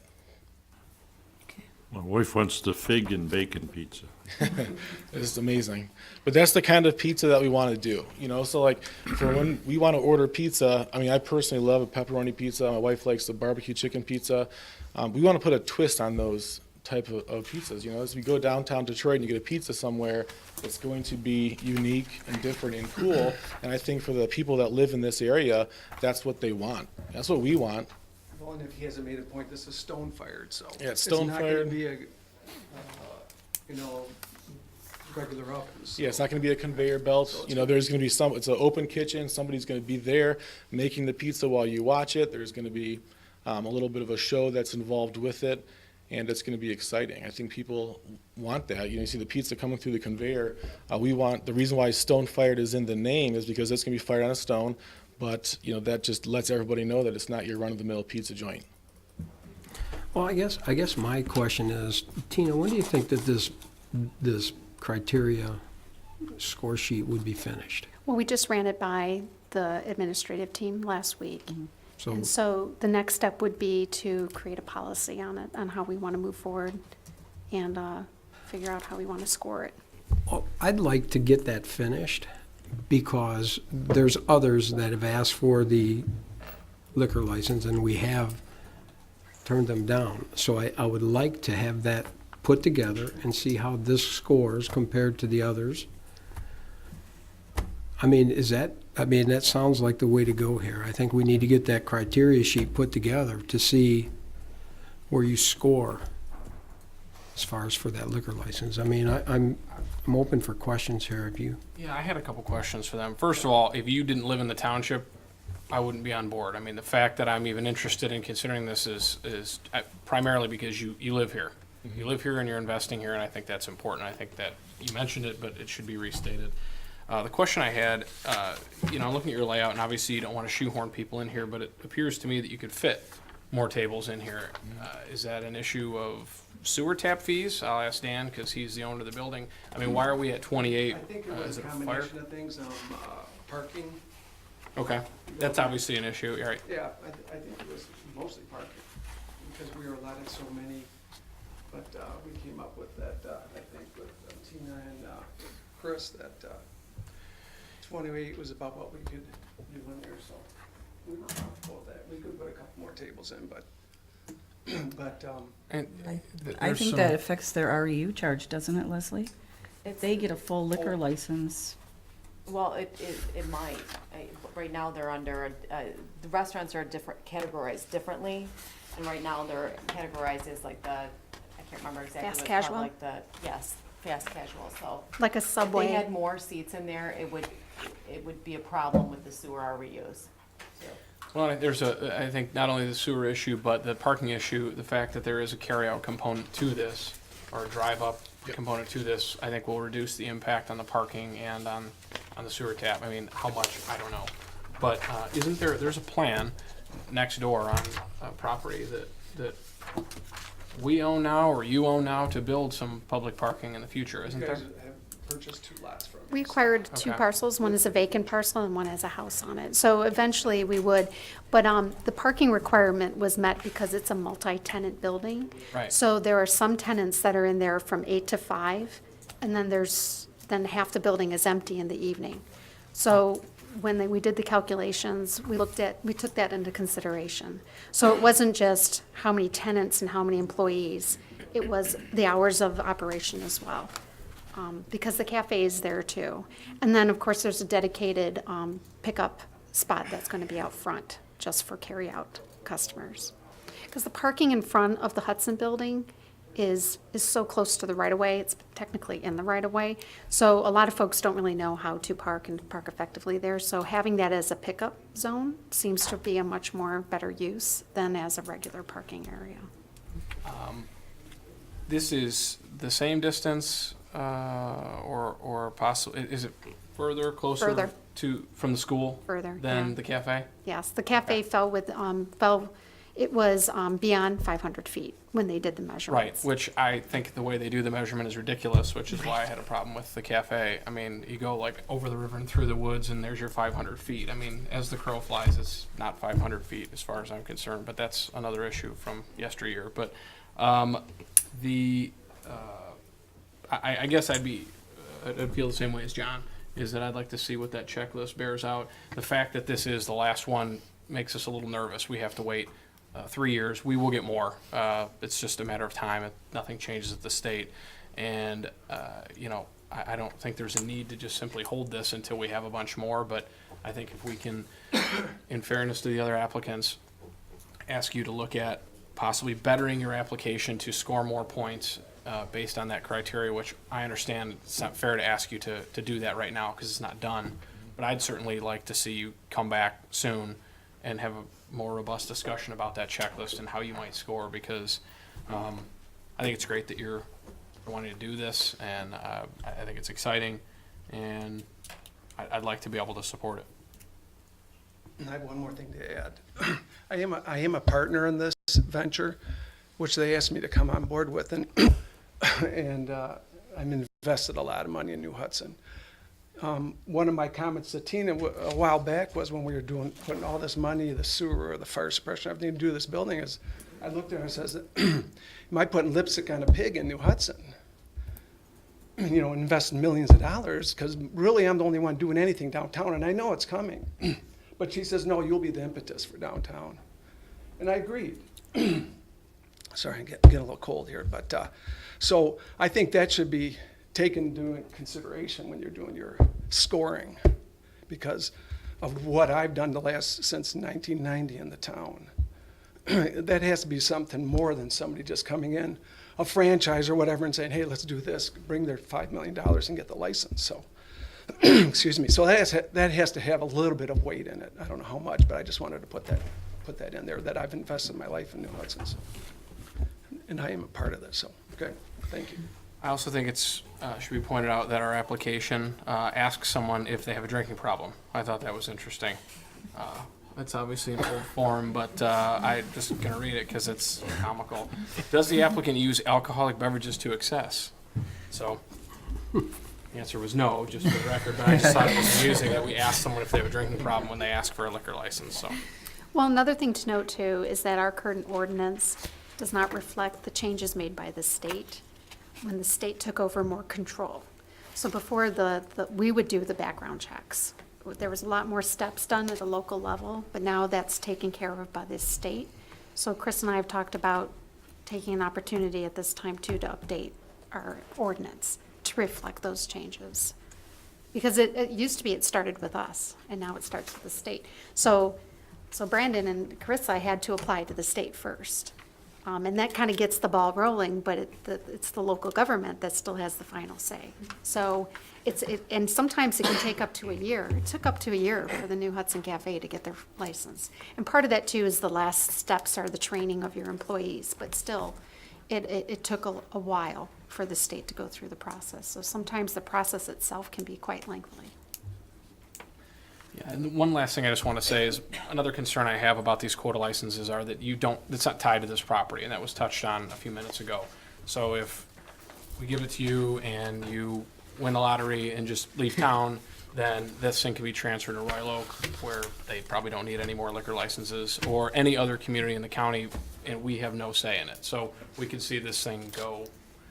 I don't have that feeling from you. I'm just saying that's Well, if we always a don't win a lottery, consideration. Right, Sounds yeah, nice. good luck with Yeah. that. I've been trying. Play first, but. Win the lottery, you have your license back. How about that? Yeah, if you win the lottery, yeah, that would be great if you could offer that. But that's just one consideration that I think, at least in the back of my mind, I'm always concerned with, is that we give it away and we have no control over whether it stays within our borders, so. I think that, can I just talk about, I think that's a great concern, and I don't play the lottery, I'll state that typically, but I think you brought up already, we live here, this will be my first restaurant running that that's not fine dining.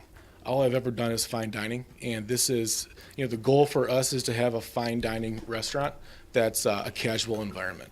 So the food is going to be fine dining, and the environment is going to be casual with great service. And we built a house here, we live here, our kids are going to go to school here, they go to daycare here right now, and this is our community. We're not planning on opening one restaurant and, being happy. We plan on building a restaurant company. We plan on building that in New Hudson. We don't plan on moving, so we're not going anywhere. I understand the concern, but we have spoken about that, because I did have a feeling that would be brought up, and I know how that works, but this is our home, and this is where it's going to be. And we want to build that, with this as the epicenter of, Novella's Pizza LLC. One day when we have how many ever we're going to have, this is still going to be our home. We're still going to live here, and our company is going to be based out of here, and that's the plan. So. Well, I like to get back to, I'd like to have that sheet, at least find out where it's at. And I know that's probably our problem for not getting that put together quick enough. Well, the admin team, Right, the we did. procedure was for the admin team to review it, and then we And need to add. bring it to the board then to decide on a policy. So we need to write the policy for it. So the score sheet is a starting point. And then Chris and I need to sit down and talk about writing a policy that would be adopted, very much similar to our tax abatement process, where we created the score sheet, and then we created a policy, and then the policy is adopted by the township board. Well, I like the idea of seeing a scorecard coming as a more formal policy. I do like that you are in Lyon Township. I think Sean was hit the nail on the head, where, you're living here, you're invested in our community. I also wanted to point out that your resume is rather impressive, that general manager of J. Alexander's, and Carissa, you're working for the Boston Beer Company. You understand how to do marketing, advertising, special events, and so it seems like you come to this decision with quite a bit of experience, and I hope that would lead to some success for not only the restaurant, but also for our overall community. And I just noticed one of the items on the application where it asks about moral character, and I would just, as an English teacher, I would like to see something better than Brandon and Dan are people of high moral character as the answer to what is the applicant's moral character. So if you could maybe throw in a little bit of a piece of evidence, that would make the English teacher happy. But aside from that, Straight to the point. I think it would be a very nice addition to our community, and I'd like to see if there's a way that we can move along that scorecard and eventual policy. Can I ask you about employment? I think you indicated you had 25 employees. You were going to have 25 employees, and that would put you at the top of employment among restaurants in Lyon Township. It seems like a high number of employees. Can you shed some light on that? Yeah, absolutely. As far as restaurant size is concerned, this is not going to be a giant restaurant. But we are going to have, in our opinion, a big operation. So service is the most important, and keep in mind that there's going to be delivery drivers as well. So we're going to be doing dine-in, delivery, and carry-out, so that does account for some of it.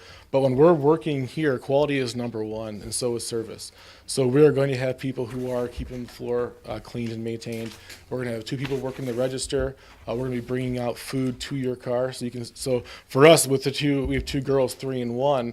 And if one of us is working and we want to get food, we can't go in to get food. We have to stay in our car because then you got to get the car seats and keep people out of there.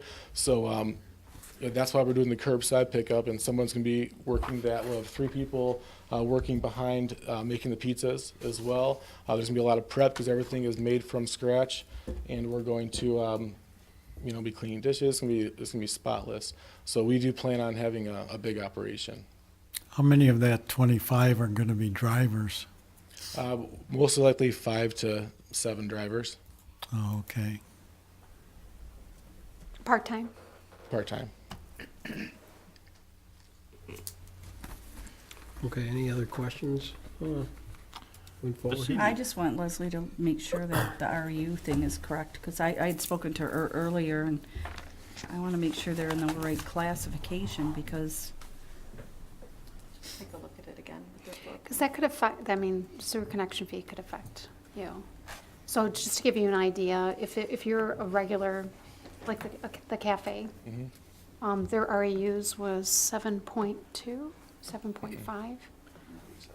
It's about a $70,000 investment in the sewer connection. Whereas right now you're classified as fast casual, and that's 1.8 REUs. So it's a big cost variance between the two. But we do consider ourselves fast casual at the same time. So many fast casual places do serve alcohol, and that's what we're going for as well. So counter service, we just want to take the service to the next level. how many seats are in the cafe? 28. No, in the cafe. Oh, in the cafe, 44. 44. Okay. 66. In the Hudson Cafe, their site plan says 44. Is that what it is?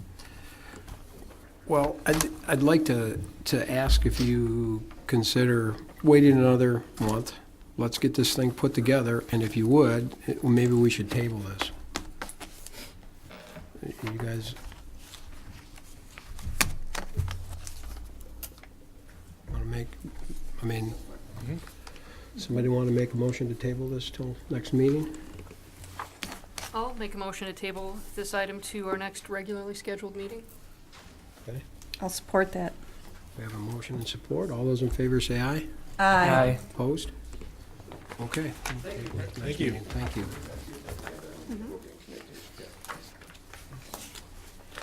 Okay, moving on. Woodwind Plan Development, proposed amendment to Plan Development Agreement.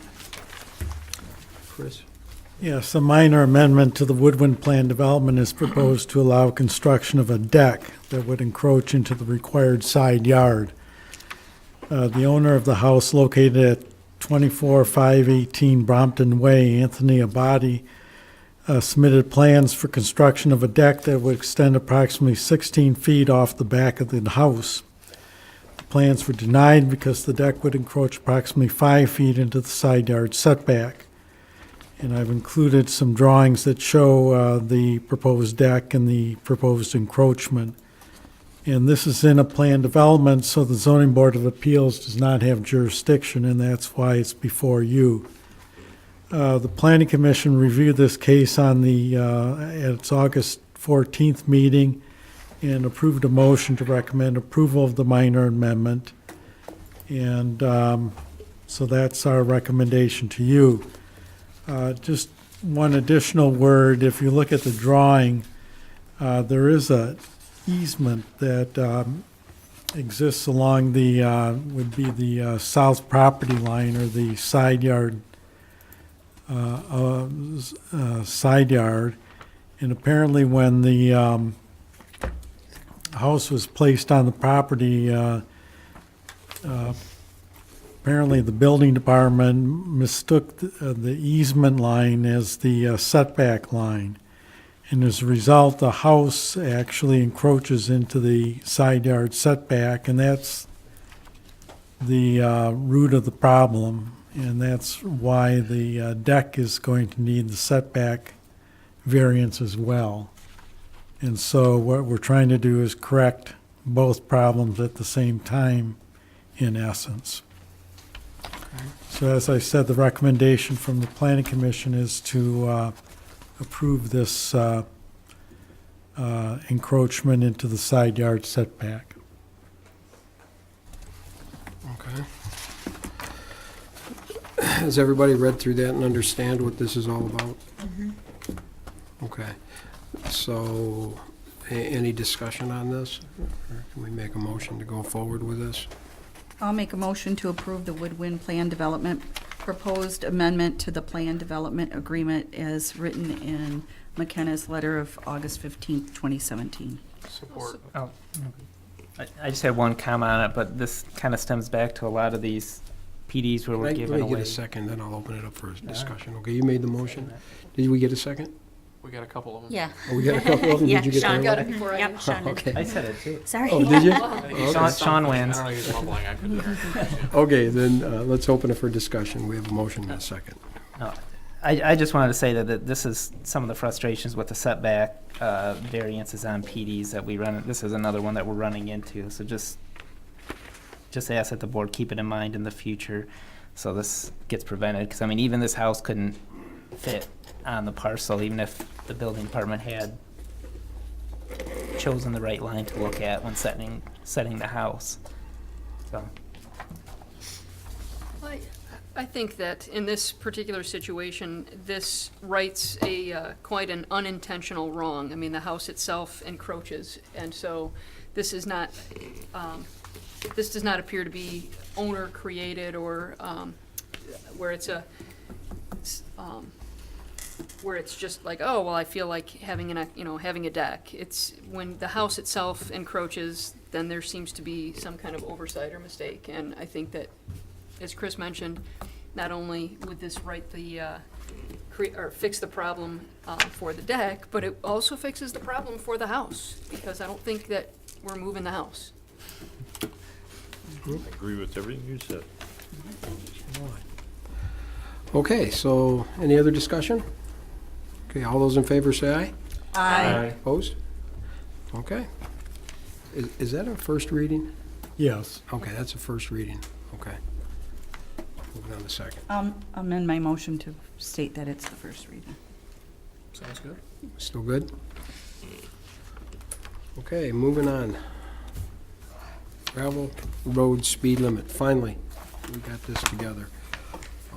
Chris and I had a meeting with Oakland County, and you can see the roads that were sent to them and the ones that they talked about. They're highly against it. I know you probably read their letter. Just so you guys know that they're highly against putting speed limits on dirt roads. But that being said, I told them that we probably are going to go forward with a few of these dirt roads, and some of these I think we need to eliminate. And hopefully you guys went through them and kind of looked at some of these roads that I don't think we really need to drop the speed limit, like Locust Road and Henry Road. These are very short roads. And you have any thoughts about that? I mean, do we want to drop all the roads down? These are very short roads. No, it wouldn't make sense for the short roads. 'Cause, I mean, some of those have, maybe not even a dozen homes on there, so you're not getting the traffic. I think it's the So let's south, east, west mile roads that are the ones of concern. If we go down this list, we're talking about like 8 mile to 10 mile on Chubb Road. That's a couple miles. You want to definitely drop that one, right? I mean, is there any on here that you don't want to drop? That's what I'm looking for on this list. I, Like Haas Road. Haas Road is 12 mile to the Haas Lake Park. I, That's a short span. Do we want to drop that one? yeah, we can drop that one from the list. Everybody looking at I that? would, yeah, I'd drop that. Okay. Can I have a subcommittee? Actually, I had that as one of my notes. Because You wanna do it would that? just be easier if there was a little 3-member committee that could get together, review these, make a recommendation. Okay, I like Is that. that a possibility? And then we don't have yes, no, yes, no. I'm with you. It's, maybe you can look at them, get the map out, see what you think. It wouldn't really take that long to go over the roads. Sounds good. It's just a suggestion, but I'd be willing I to. think it's more volunteer if you efficient. want. And then you can actually look, Good too. We get Lieutenant. yeah, I mean, I just think that would be a much easier and better method to check it out and, You don't We like, can you also- don't like to go down the list and say yes and no? well, I'm just saying, I'd like to, I pulled the map out and actually look and, because, I could pull some of the crash data off SEMCOG too and see if that's, and Okay. I'm sure Lieutenant Venus can help with that too. Well, is that what you want to do? You want to appoint a it would committee? be a little easier and we're not in a super rush. It's not an emergency. Okay, we have, I would agree with the subcommittee. Yeah, okay. they can do all the work, hard work. So Lieutenant, you want to be part of that? Chris? I'll do it. We need one more. Chris? Anybody else want to volunteer for that? Meet before the next John, meeting. John. All right. Okay. I'll be part of it. Okay. John D. Okay, do we have I to don't make think any it'll make motions one for that or hour anything, or difference. just go forward? People are still gonna drive the speed they want to drive. Make a motion. I'll make a They don't care. I'll make a motion to approve a subcommittee to review the speed limit signs on our gravel roads, with the subcommittee being Mark Venus, Chris, No. and John D. Okay, I'll second. motion and a second. Any further discussion? All those in favor say aye. Aye. Opposed? Okay. Move that on. Aspen Gate. Okay, next, Aspen Gate Plan Development Size Waiver.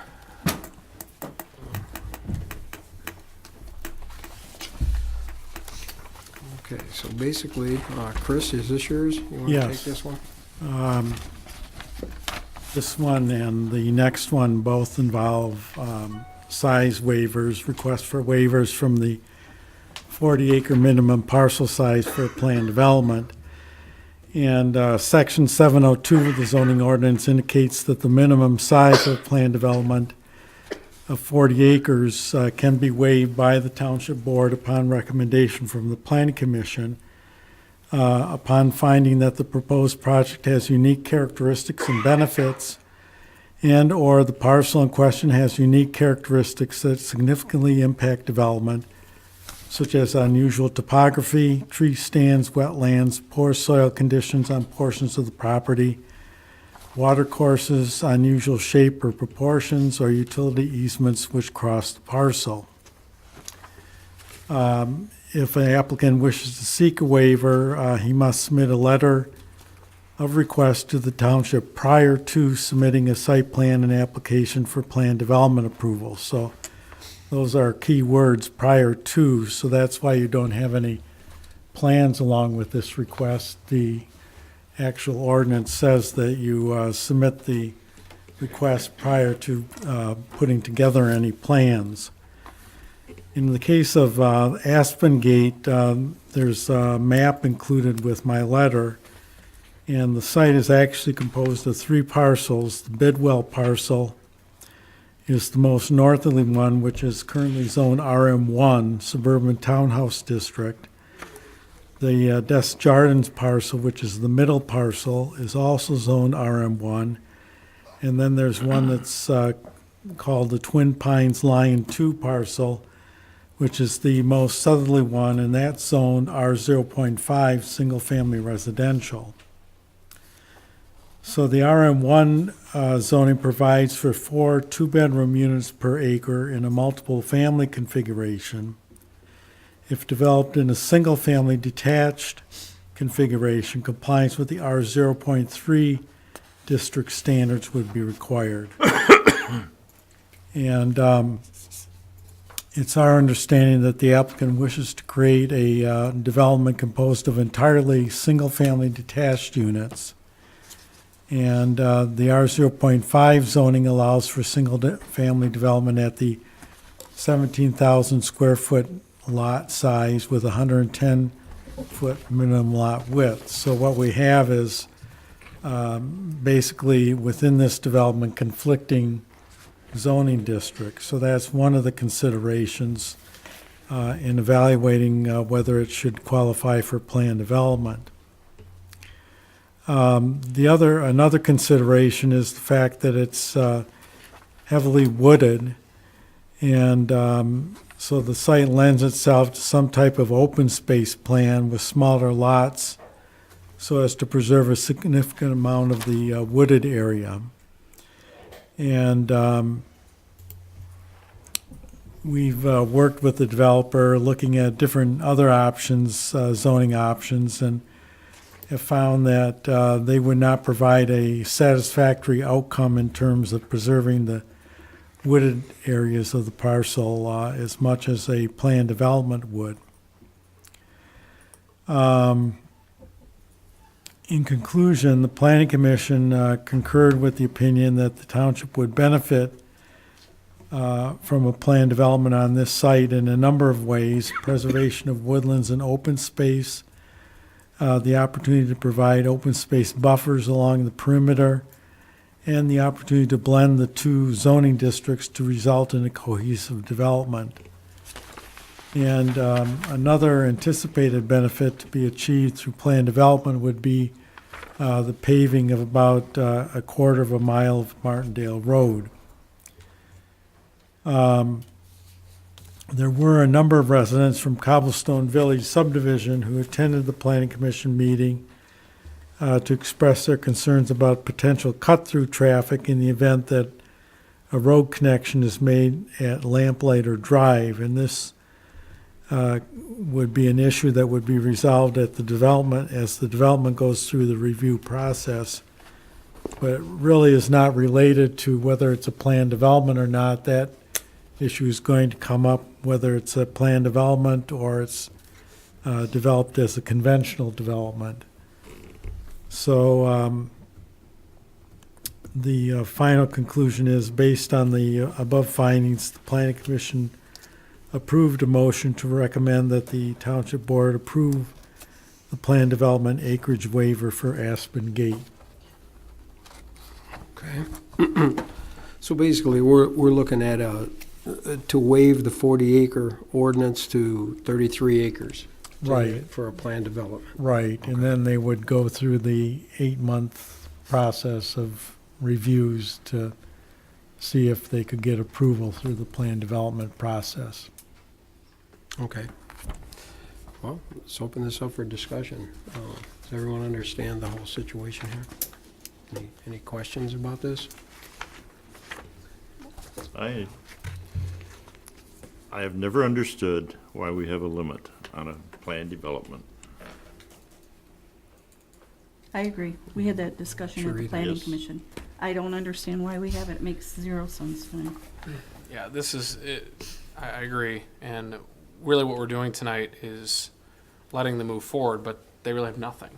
No. They have no approval. They may not never get approval. They may not get the approval that they're looking for. So kind of doing a whole lot of nothing tonight other than saying, bring us a site plan and we'll see if your public benefit is significant enough to be awarded PD approval. So That's what it is. I guess we get to look at this twice tonight, though. Well, I met with Rick. He and I met at the Township Hall, and we looked at some things because I think he knew I might have some concerns.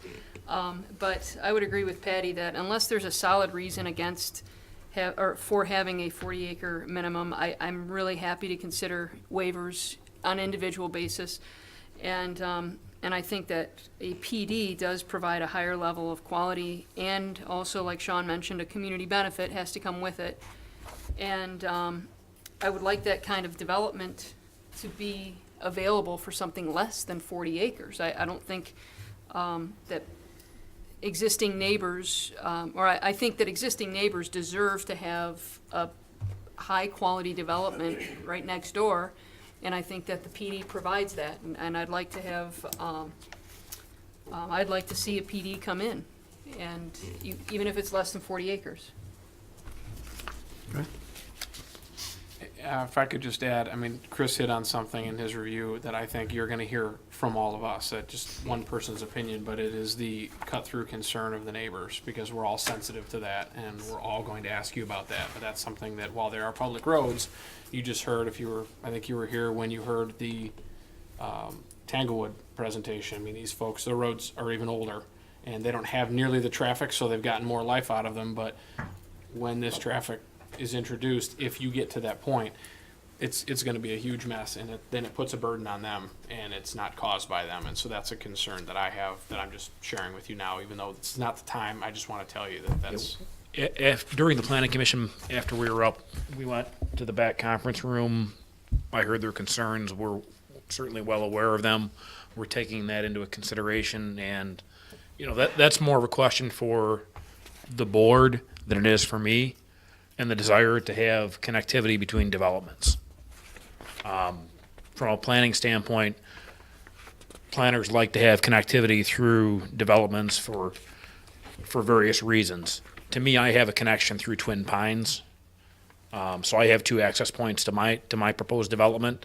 It's not that huge of a concern to me whether I connect to Cobblestone or not. Like, you know how I feel, and And we, like I said, I'm certainly open to comments from the residents. Eventually, that's going to come down to a planning commission board decision if they're comfortable leaving it the way that it is without a connection through there. I can develop it either way. Okay. Oh, no. Go ahead, Patty. Done? I'm good. Okay. We had a long discussion at the planning commission, and our chairman of the planning commission allowed the residents to speak, even though it was just for the waiver, just to hear their concerns. And most of them, I would say, didn't have a problem with the development. They just, the pass-through, like Sean mentioned, they have older roads, they have no sidewalks in there, and they have a lot of kids in there. So we are totally listening to it again, like everyone said here. We're just doing the waiver of the 40 minimum. So I don't want to talk too much about it because it's not really the appropriate time, but they were here, and actually they did a great job representing themselves, and Jim is one of them. They were calm, they spoke very well, they were very respectful to the board, and we want to definitely be respectful back. So they did an excellent job, their neighborhood did.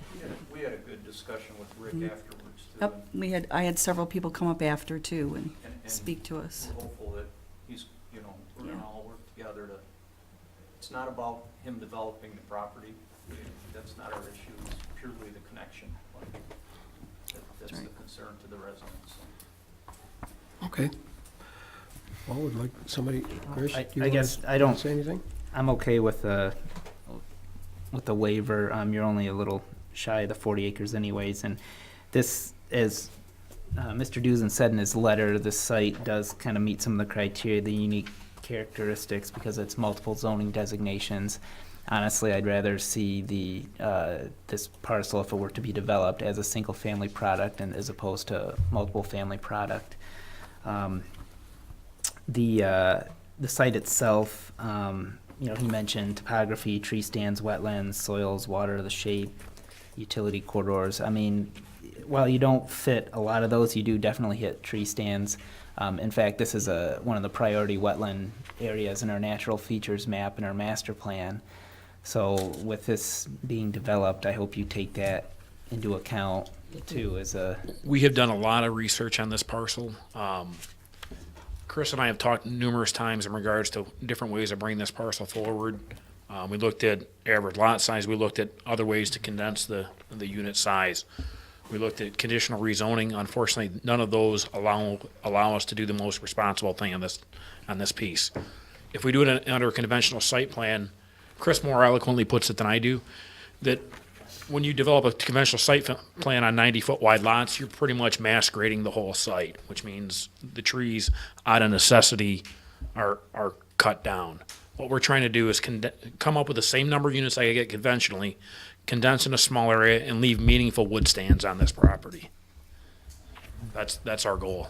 Yep. And you've heard the concerns about potential connections and cut-through traffic, and while the residents in Cobblestone have spoken up, you may get the same from Twin Pines. I don't know if they spoke or not, but that's a new subdivision with it's very clear that road is going somewhere. We have marketed that as we didn't have control at the time, but it is a connection to a future development parcel. okay. And I just, looking forward to what the public benefit would be for the plan development.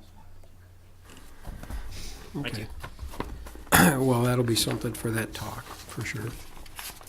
Well, I'll make a motion to grant the plan development size waiver AP 17-32 for Aspen Gate. Okay. Support. All right, we have a motion and support. Any further discussion? All those in favor say aye. Aye. Opposed? Okay. All right, we got another waiver. Want to go ahead with this one, Chris?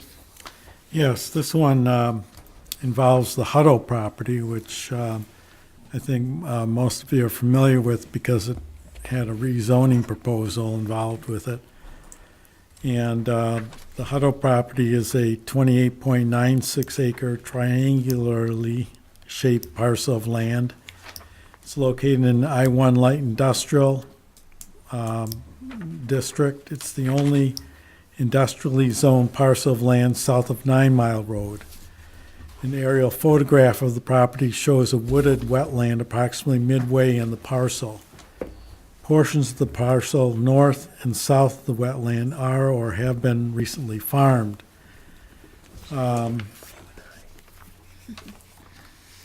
The considerations we've identified with this one, first of all, according to the future land use map, industrial south of 9 Mile Road is clearly not a desired land use.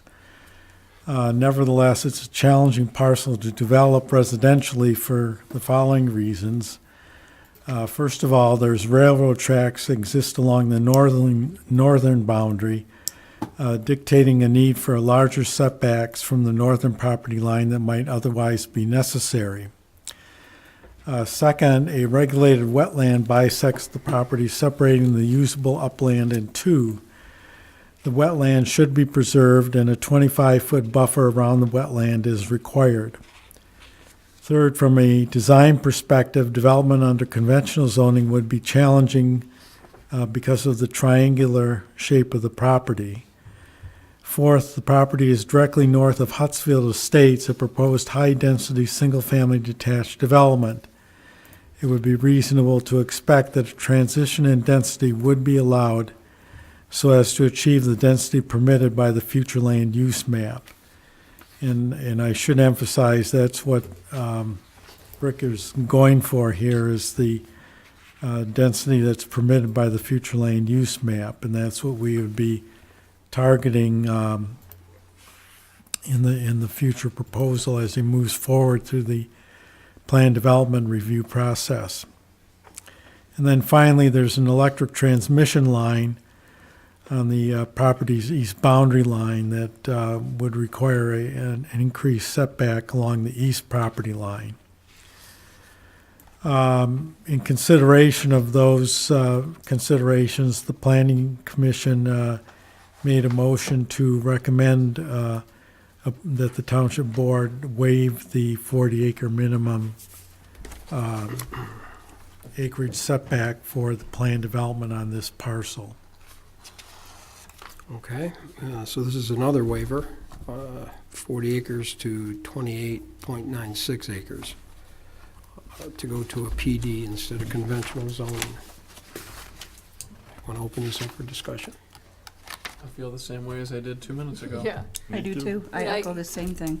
Again, I met with Rick about this parcel, and I see the value of having a PD there, and I think it's important too to go reflect back to that June 5th meeting. You know, Sean brought up a really good point about why this did not begin as a PD, and it didn't meet the acreage. So I think that this gets us back on that recommendation of coming back to us with a PD so that we can take a look at a site plan. And I think it's a very tricky parcel, and I'd like to see a high-level quality of development there, and I think a PD is the best way to go.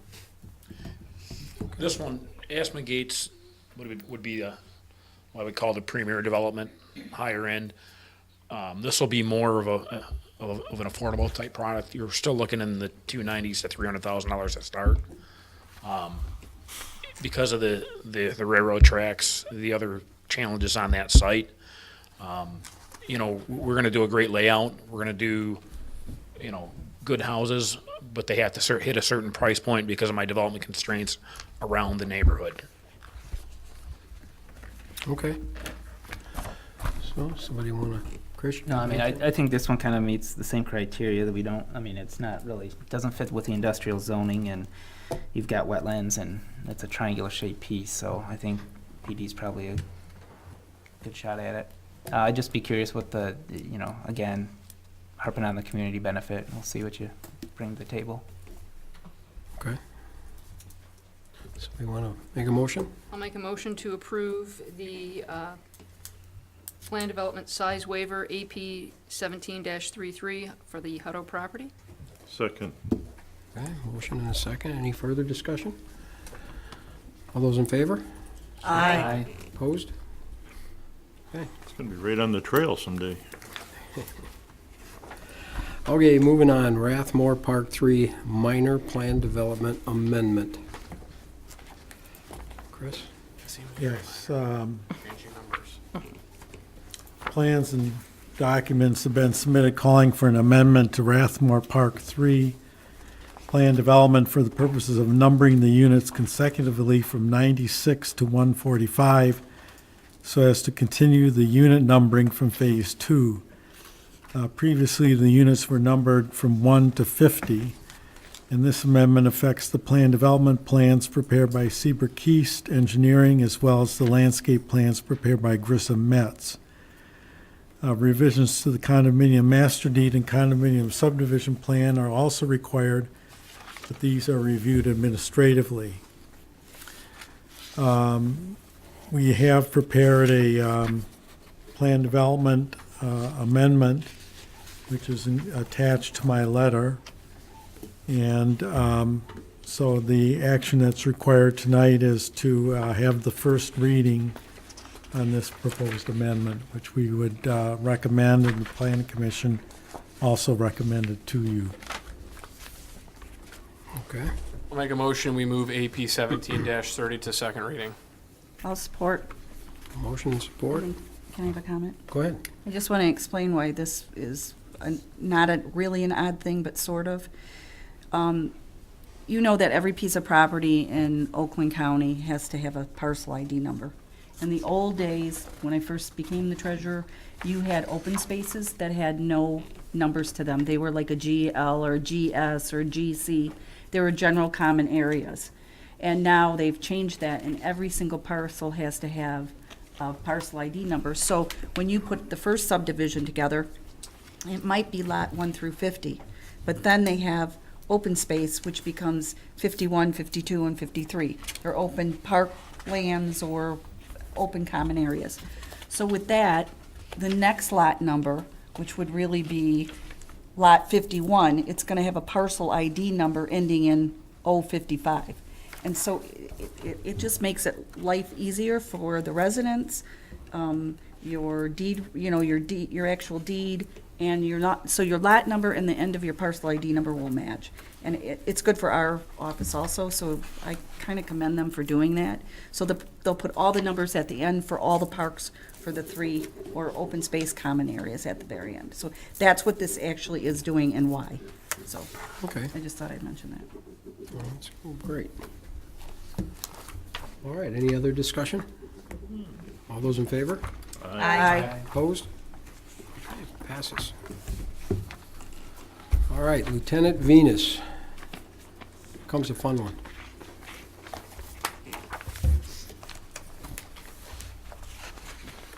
Alrighty, in July, after you all approved me to go out and get some cost estimates on a utility vehicle for patrolling the bike trails, that's what I did. I went to 3 different dealers, 2 of which are in our township, Speed Nation on Pontiac Trail and Bader and Sons down on 8 Mile. And then the next closest was C&C Sports in Brighton on Grand River. Everything at C&C Sports was pretty much over $10,000 for different Honda vehicles that they sell. Speed Nation, I looked at 2 vehicles there. One got quoted $8,575, and Honda Ranger I got quoted at $8,860. Bader and Sons for a John Deere Gator 560 quoted me $9,061.96. My recommendation would be for the John Deere Gator. When you look at these vehicles, the Gator just seems to be more durable. I believe, if I'm not mistaken, they kind of pioneered the side-by-sides. They're the ones that started with them just being garden or farm or golf course maintenance vehicles, and then they morphed into these side-by-sides. They all do come with pretty good warranties on them. I don't think there's a problem with that. The Gator does have a better ground clearance of the height of the vehicle, so there's not much concern of running anything over and damaging the undercarriage. And most importantly, it's made in the United States, the whole thing. So there's nothing foreign. A majority of the Hondas are too, but the Gator is completely constructed in the United States. And due to the durability and everything, that would be my recommendation for us to purchase the John Deere Gator from Bader and Sons. Okay. Is that a 4-passenger? No, it's only a 2-passenger. When you get up into the 4-passenger, they're anywhere from $12,000 to $13,000. You don't feel a need for it?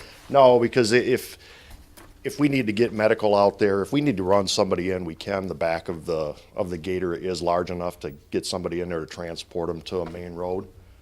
But they all pretty much have the same size capacity in the dump, is what they call it, the dumping area or the storage area, whatever you want to call it. I saw some of the others were spec'd out with a windshield being Yes, an added cost. Does this one have a windshield? It's spec'd out with a So windshield It's also. got a cab on it, basically. Basically, the door, it's open on the sides. So that price of $9,900 includes all of that, Yes. whereas the others appear to be more à la carte. No, I told them that they all needed to include the windshield because we would need okay. that. Yeah. It's just But they're all priced out. options on those. When you purchase those, they don't come with a windshield. You have to have that put on. Right, and I guess the understanding is this is gonna be patrolled year-round, so even when Yes. it's cold out, we're gonna wanna have some protection from the elements. Well, I think that's there are important. times in the winter that we need to get back there too. Right. There have been times where we've had to get back on the bike trails in the wintertime, and they're plowed, so people use them. I mean, I see people Absolutely. running on them all winter long, so. And this is 4-wheel drive. They're all it's 4-wheel drive. It has, the Gator, it did have 2 extra storage compartments that they have on it. It's got a glove box up in the front, and then on the underside in the engine compartment, it's got a little storage area, more for tools and stuff, but that was something more, that made it more attractive. And when I look at things, I have a Honda 4-wheeler, and when I went to buy that, I looked at them, just looking at them, looking at the durability, you could see that in the Gator. I mean, they've been around a long time, and you really get a good bang for your buck on those. And people that I've talked to love them.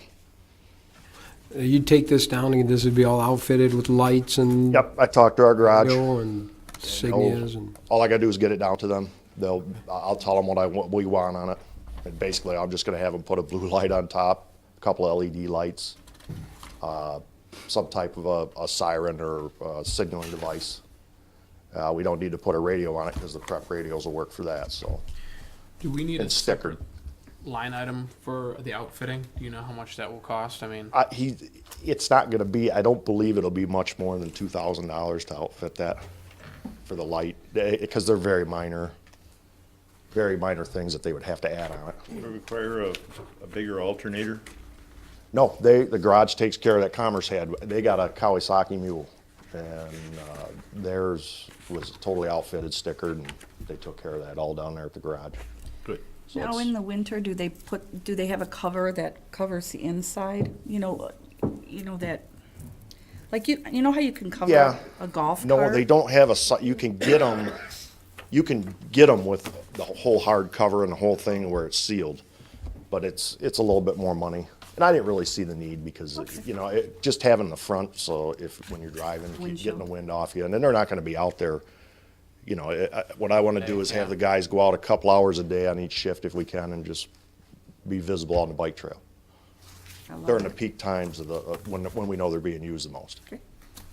I think this is fantastic. I'm looking forward to having this for our community and the people who are on the bike trail and people who live nearby the bike trail have that added level of security, and I think this is a fantastic plan. Well, also too, when we start getting for our festivals and things like that, for when we first had the carnival up there, I think, did we get them from Tanglewood, John? Tanglewood loaned us some golf carts.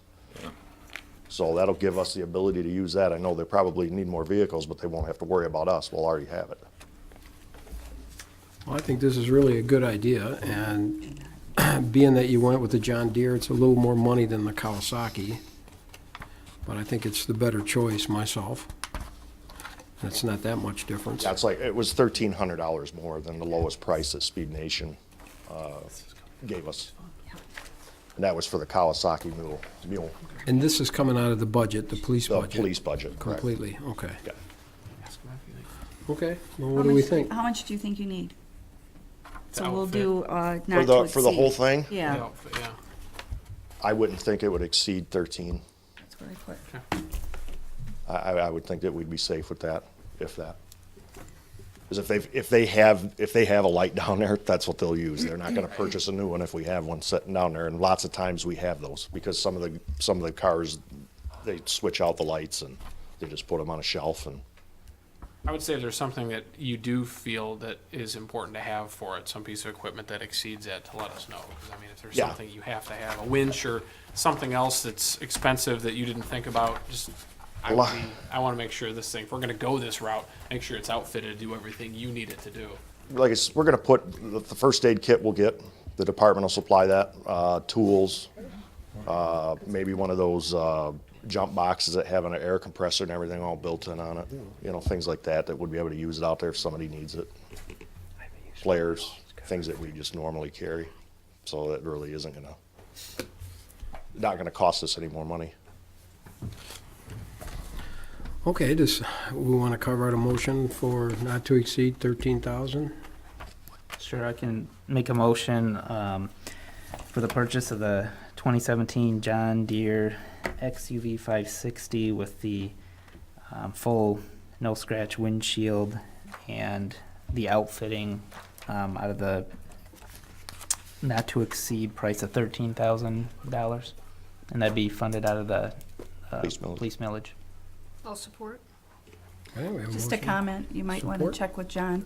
Maybe we could put it on our township credit card, because we have to obtain a limit every year. Okay. It'll still get coded to your police fund, but that would be $13,000. That would be good for Okay, us. yeah, however, whatever is, I'm sure Bader, that's where we'll get it from Bader and Sons, and I'm sure they're not gonna, mind what you one way or another. Okay. Yeah. Any more discussion? It's good that we're buying from a local company. Yeah, I like that. I like that too. Okay, Kelly, would you call this one by roll, please? Lisa Blades? Yes. John Dolan? Yes. Paul Cash? Yes. Tom Hicks? Yes. Sean O'Neill? Yes. Tricia Carkle? Yes. Christopher and Yes. Thank you all. Let's get us a gator. Okay, moving on to the discussion of the Lyon Township website. Is that you, John? Yes, I brought this up at last meeting. I think our website looks tired and needs a modification. And what Catherine can do is relatively limited, because the code is such that she can't get into the code do anything. I mean, it's very complex. But are what you asking for, is it code related or is it content related? Because that was her question, because she just doesn't get content from anybody. So that's what's No, hard on her. That's Okay. for her newsletter. She can handle that fine. No, but. That's what she's lacking is content for the newsletter. No, for the website also. Her and I talked about this. She had a lot of stuff she wanted to write to the board, but she just asked me to ask the board here and to ask you. She can put a lot of stuff on there. It's very easy to put on the website. But do you want duplication because you're sending out a newsletter, but people have already seen it on the website? So that kind of defeats the purpose of the newsletter. And also, she was just basically saying she could put a lot of stuff on the website, but no one gives her anything to put on. Did you give everyone a sheet yet, or? I can. I think one of the examples too that Trustee Hicks is referring to is, the DDA is a good example. So I manage two parts of our website, the DDA and also economic development. And when that was created initially, it was just informative, right? But to your point that you've shared with me, that the stale part is that it could be, we could have more updates to it. So I made an example of some of the things, and I'll just pass this out to you, that we can do for the DDA portion of it, where we would add more photographs before and afters, more ribbon cutting photographs. I think John was making the comment that, you can have a static type of website, or you can have a website that has some more information that's being updated on a regular basis. Again, someone has to give that to her to Exactly. do, but she can do it, she needs it. That's not the impression I got from Okay. Catherine. Oh, okay, Not at all. okay. She's stuck with what we have, basically, and she can't change the look of the whole look of the thing at all. No, I don't think she can, but I think if you're looking for, I didn't know you were looking for that. According to this, a lot of it was just basically, telling people about, Well, it's not just information, we want it to sell. Mm-hmm. Was always the impression I got. Okay. That's the purpose of it. When people go to it, they don't want to see a year-old newsletter. Mm-hmm. They don't want to see the same thing over and over again, and they don't care, quite frankly, if the peddlers have a license or not. That's Well, some people, information. some people do. I do. No, you Yeah, can, but yeah. not on the front page. I don't think it's, so-and-so got a license, that's fine, but Well, I it's don't think basically I don't think that's news for the front page. Okay, well, because a lot of That's people my go. opinion. I'm only one. Yeah, well, they call us because they're like, well, are they, do these people have a license or a permit to peddle? And if they go right to our front page, they can see who does or who doesn't, and that's when they call the sheriff, because they know they're not supposed to be there. And they don't want to open the door to these people, so. Well, as this started out, they worked with us for a while, and I forget how the wording was, but I know they no longer did that. And Catherine is stuck. Okay. She's got nobody to help her with what she'd like to do. I mean, she's a very creative person. I think she could do a great job.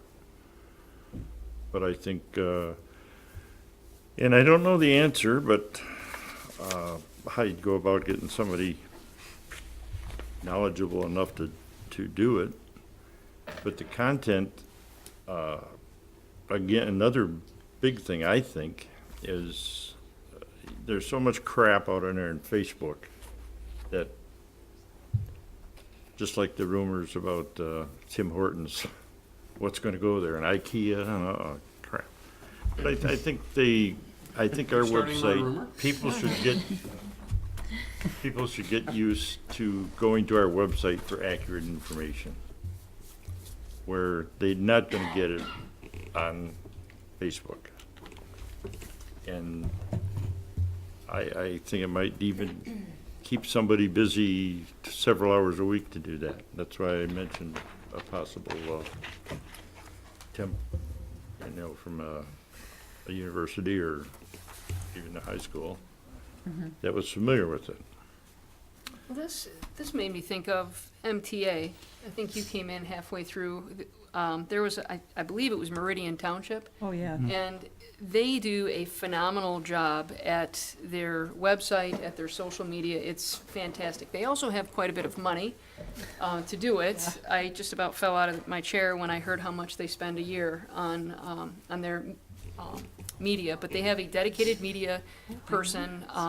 One Facebook page that I like to watch is the Road Commission.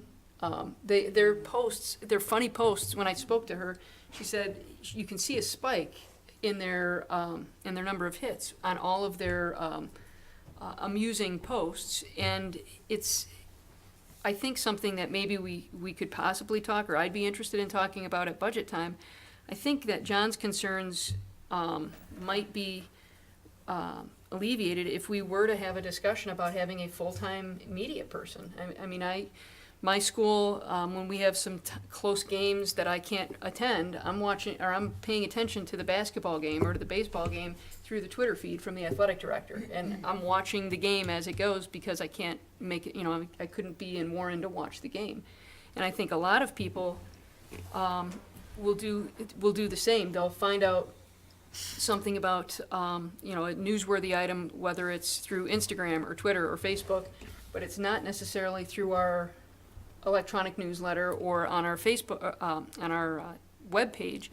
And I think that's a big umbrella for having a discussion for a media person, because, when you're trying to get the ribbon cuttings and you're doing DDA work and you're doing economic development, and then Catherine's trying to get our packets ready and you're trying to get our agenda set, I think to have a dedicated person, maybe some of those concerns that John has would be alleviated and addressed if we had a discussion that's a little bit broader.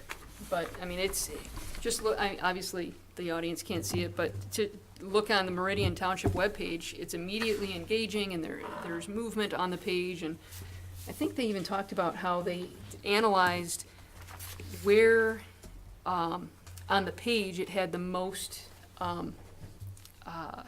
action, where they were looking on clicking it in the middle of the page versus the side of it. And there's a lot that goes into media, and to try to cobble it together with what we have now might be beyond our ability.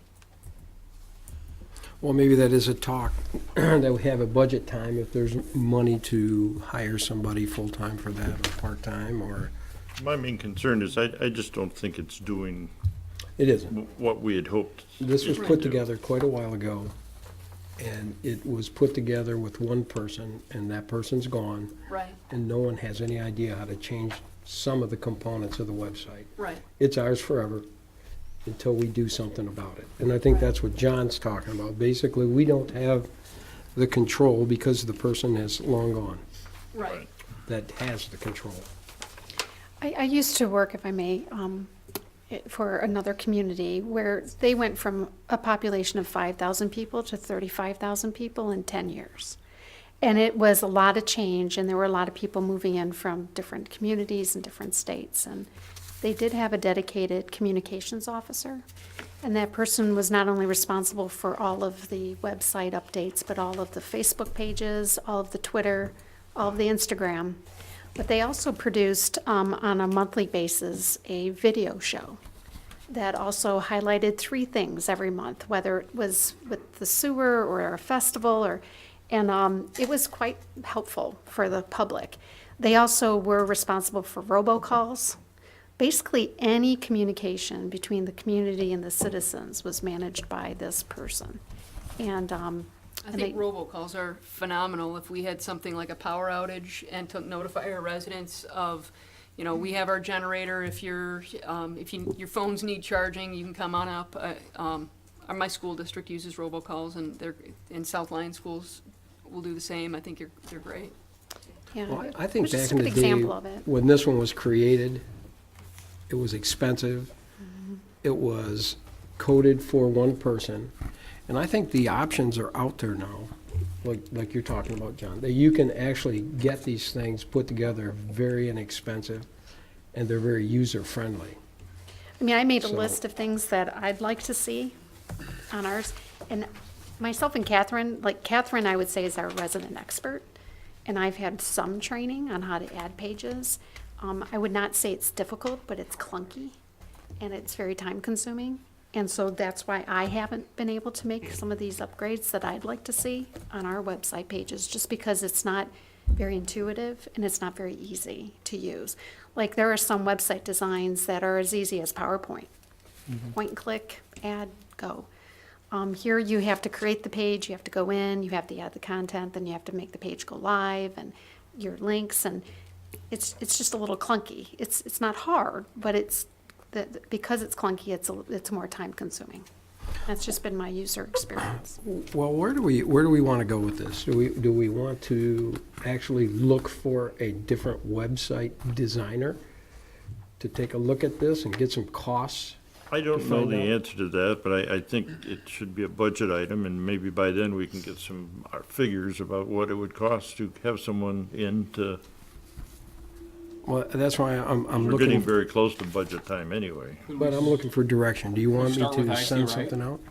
Maybe. Asking IT right, I don't know what, they may very well put these types of things together, but if they don't, I'm sure that they could recommend, I mean, they do IT for communities all over the state. I would ask them what they think or who they There's might many recommend, you website know. builders out there. I mean, we could get some costs to find out, how much it would cost to put together a user-friendly website that maybe has a lot of the characteristics that Tina's talking about, easy to put in.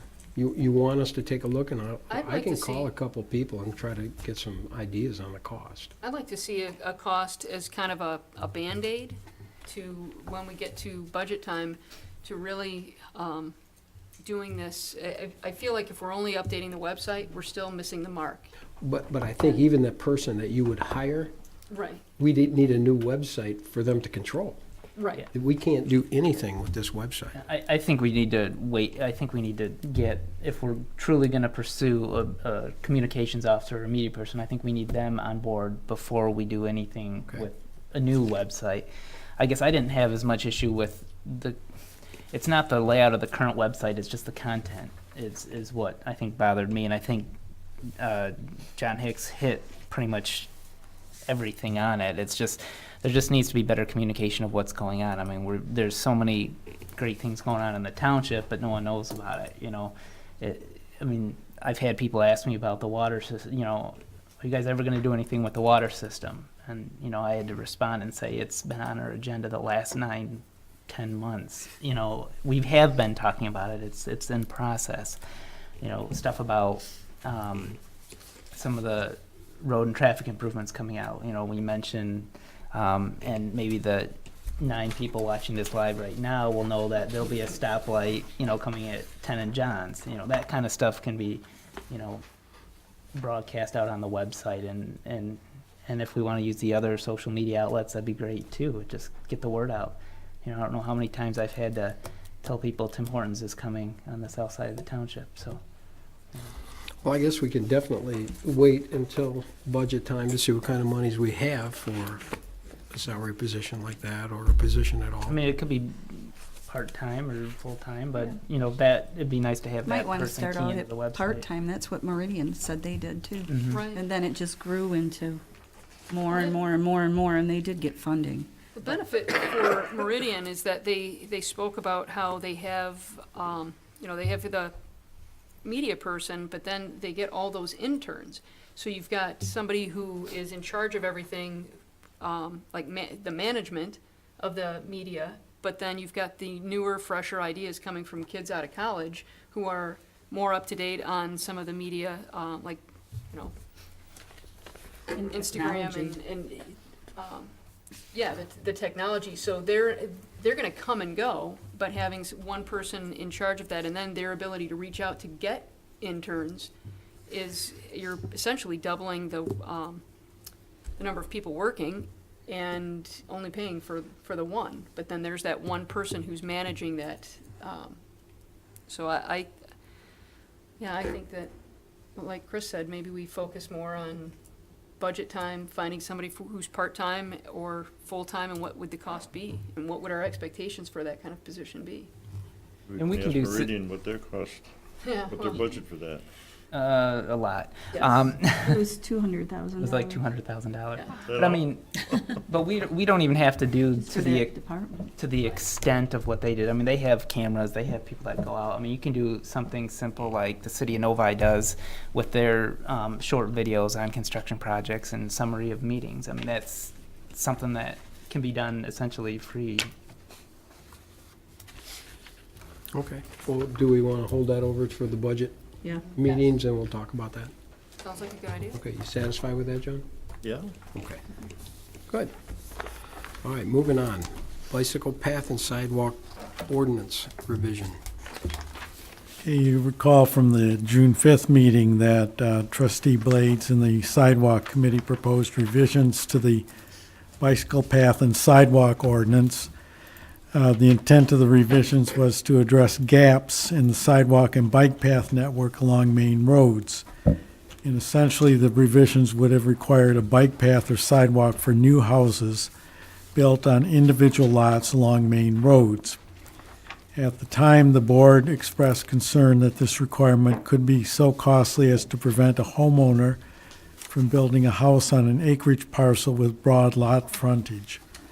And to address this concern, the committee now recommends that the requirement apply only to lots that are on paved roads. And so they would like to consider, you to consider this proposed amendment this evening and get your feedback on this amendment. Okay. Okay, has everybody read through this, understand it? Got What any does the opinions on sidewalk it? bike path committee think of it? Well, Robert and I met with Chris, and we both felt that this might be a way to, by adding in only on lots that are on a paved road, would be the next route to go to creating some safe. We backdate that? I only wish.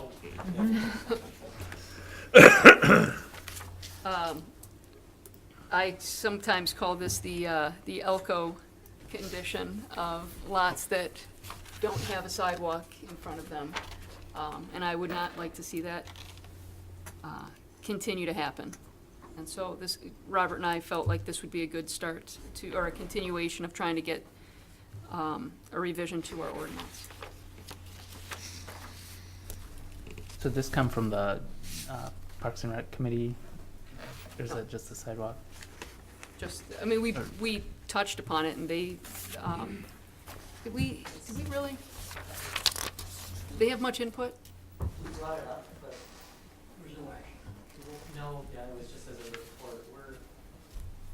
We're a committee, a board, a parks, and a planning commission, technically. Right, but we haven't had a planning commissioner there, so.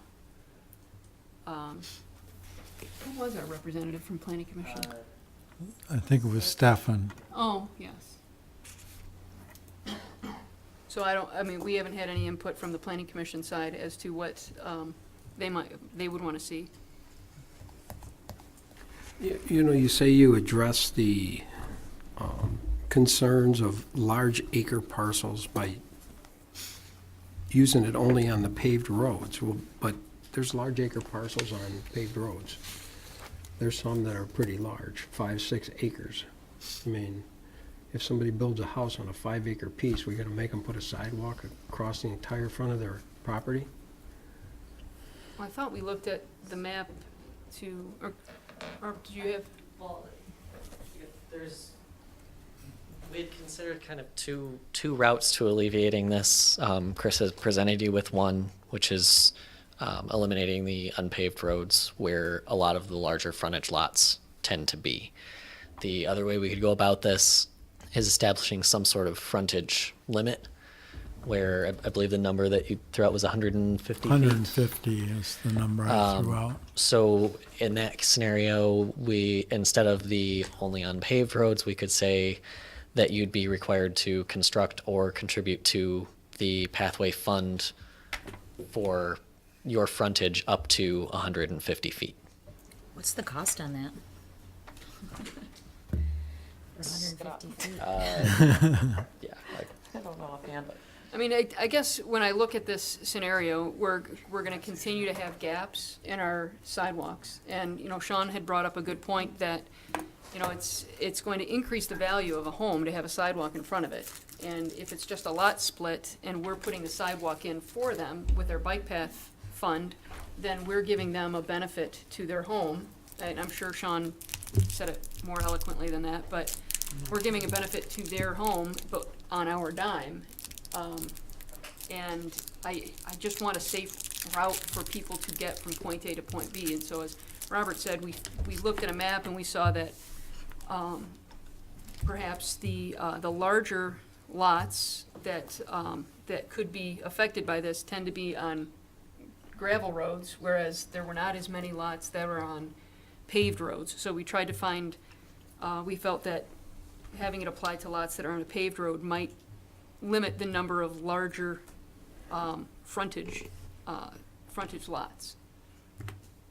So, I mean, it could be something where, I mean, we maybe should go with Chris's concern, or Chris's suggestion, which was to limit it to up to 150 feet, which, what did you say is the, That's the lot width in the R10 district.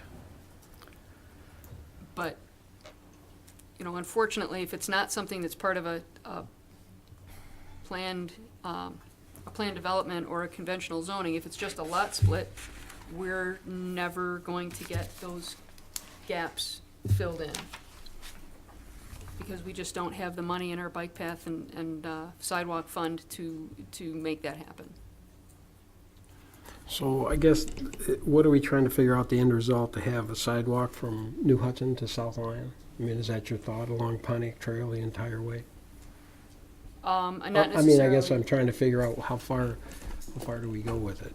You know, I mean, you're gonna have people on Pontiac Trail that you're gonna require to build a sidewalk, and then we're gonna have a gap again.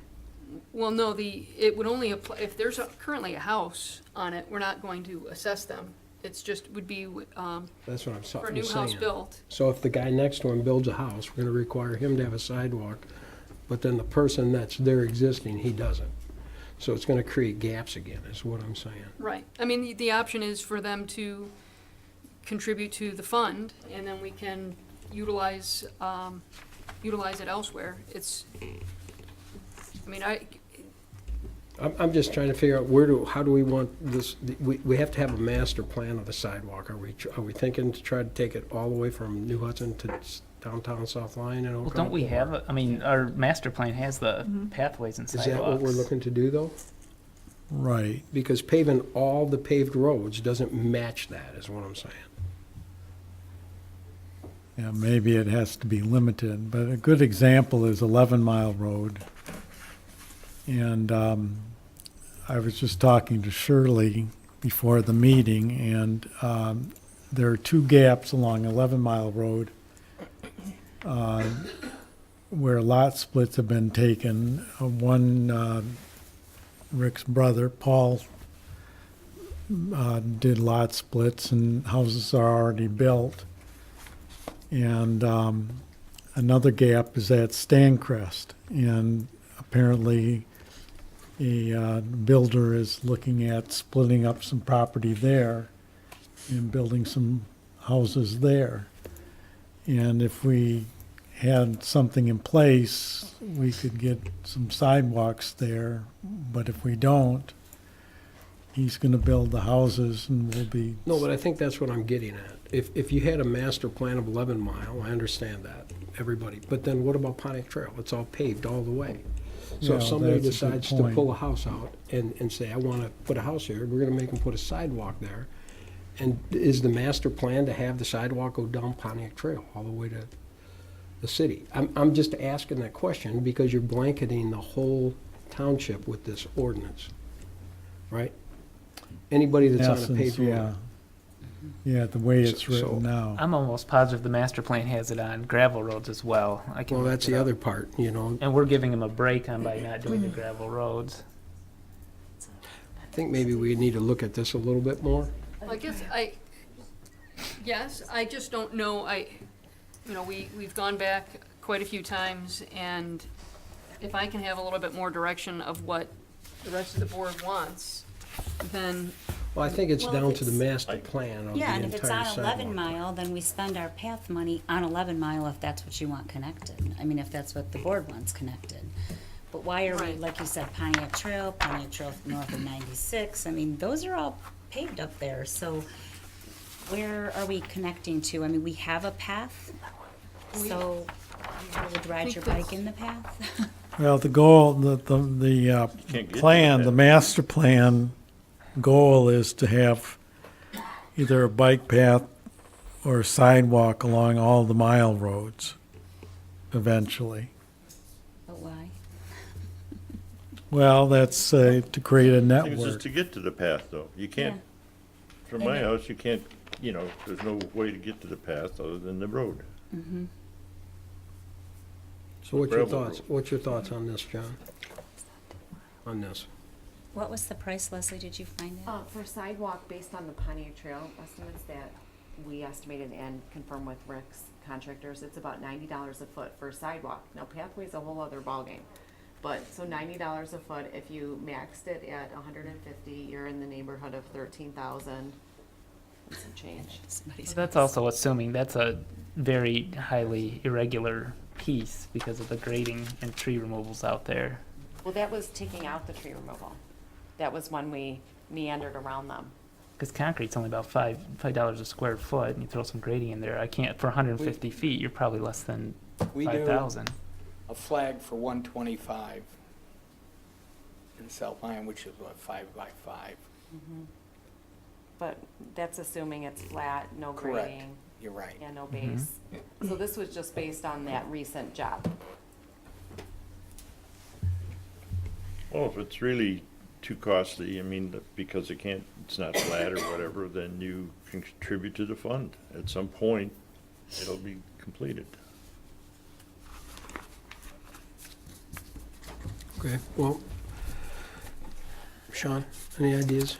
I understand the concern. I mean, I guess I'd like to advance the path network. There are areas of this community that are rural and on gravel roads and will be in 20 or 30 or 40 years, I certainly hope. Kind of have something for everyone. So my hope would be that, our thought would be that if someone moves to a paved thoroughfare, they're not seeking solitude. They're living on a major road. So I think requiring them to build a sidewalk, at least, if not a pathway, isn't completely unreasonable on the paved roads. I would say definitely not on the gravel roads, but I don't know where you draw the maximum. I don't know if 150 is the right number. I would say certainly not lower. That's, two of the parcels on Pontiac Trail were 158 feet wide, and the other one was about 130. Oh, no, it wasn't, it was 158 also. So all three of those were the same size, 158 and some change, so pretty close to what. Yeah, I mean, in like anything else, someone will take that frontage and say 151, 151, and then 130 something, so they can get away with only having to do it on one house instead of all three. They would have to pave up to 150. So if they had 151, Oh, I see what you're saying. then you're doing 150. Oh, I see what you're saying. Between a couple of the proposals was, I didn't think didn't think it would be fair to say in that scenario where, yeah, you have 151, that person gets out of it entirely, and the 130 person has to pay all of it, so that way it would be worded as requiring up to that amount to be either constructed or funded. I would agree. I mean, the only other issue is, and I guess it's probably not too often found out here on the paved roads, but I mean, sometimes there isn't enough right-of-way to build the sidewalk, and now you're getting into obtaining easements from property owners, or there are grading issues, or wetland crossings, or other things that are unforeseen and not contemplated yet that are going to drastically impact the construction cost for an individual homeowner. Do we want to then add a condition in there that would be keeping in mind that it was not a significant amount of grading issues and obtaining easements? Or, I think okay. it's gotta be I'm looked just at. asking. I think that's, Look, if I you just ask for want a direction. sidewalk. No, but if that's the direction I would give is that we've got to look at some of those other oddballs because Maybe it's possible to sit down and come up with some other ideas to bring back to the board with Bob. And there are other ways, I think, to accomplish the goal, I think. Maybe you have a general contract for miscellaneous sidewalk installation with one company and it's cheaper, and, or maybe there's a funding mechanism, and I think we can probably talk about some of those things and come back with other options. But I mean, I understand the goal. There are a lot of gaps, and right now you've authorized design of some of those gaps on 11 Mile, and it's coming out of your funds. It's much simpler to do it when you're building the house. And all of the residential developments going in, that's what they do. They build the sidewalks when they build the house. So they would get the best prices, because the guy who's pouring the driveway will pour the sidewalks. So they'll get better prices than coming back later and trying to do it too. Well, I'm just being the devil's advocate here. If you say 150, okay, and a guy has 200, say he has a couple acres he's coming out onto a road with, he has 200. So do you say you're exempt because you have 200 and now there's your gap? No, not exempt. He'd have to pay for 150 of it. He'd get 50 He has feet to of pay exemption. for 150, no matter how big his lot is, and then Right. how do we get that funded? The rest of the 150? That I mean, see, 50 that- presumably would come from the balance of the fund, or we could make a determination that it makes sense to just bank the amount of the 150. And it's not perfect by any means. I got you. But So what do you want to do with this? What are you looking for here tonight? Are you looking to either pass this the way it is, or do we need more work on this thing so that, I think that, I mean, as, I'll speak for myself, I won't speak for Robert, but I feel like I'm kind of spinning my wheels because I don't have the expertise as far as the cost analysis that Leslie would provide, or what Chris has, where I'm looking, we'll look at the bike path and the sidewalk plan, and we take a look at that, and then with Bob on board now, he has more expertise in this.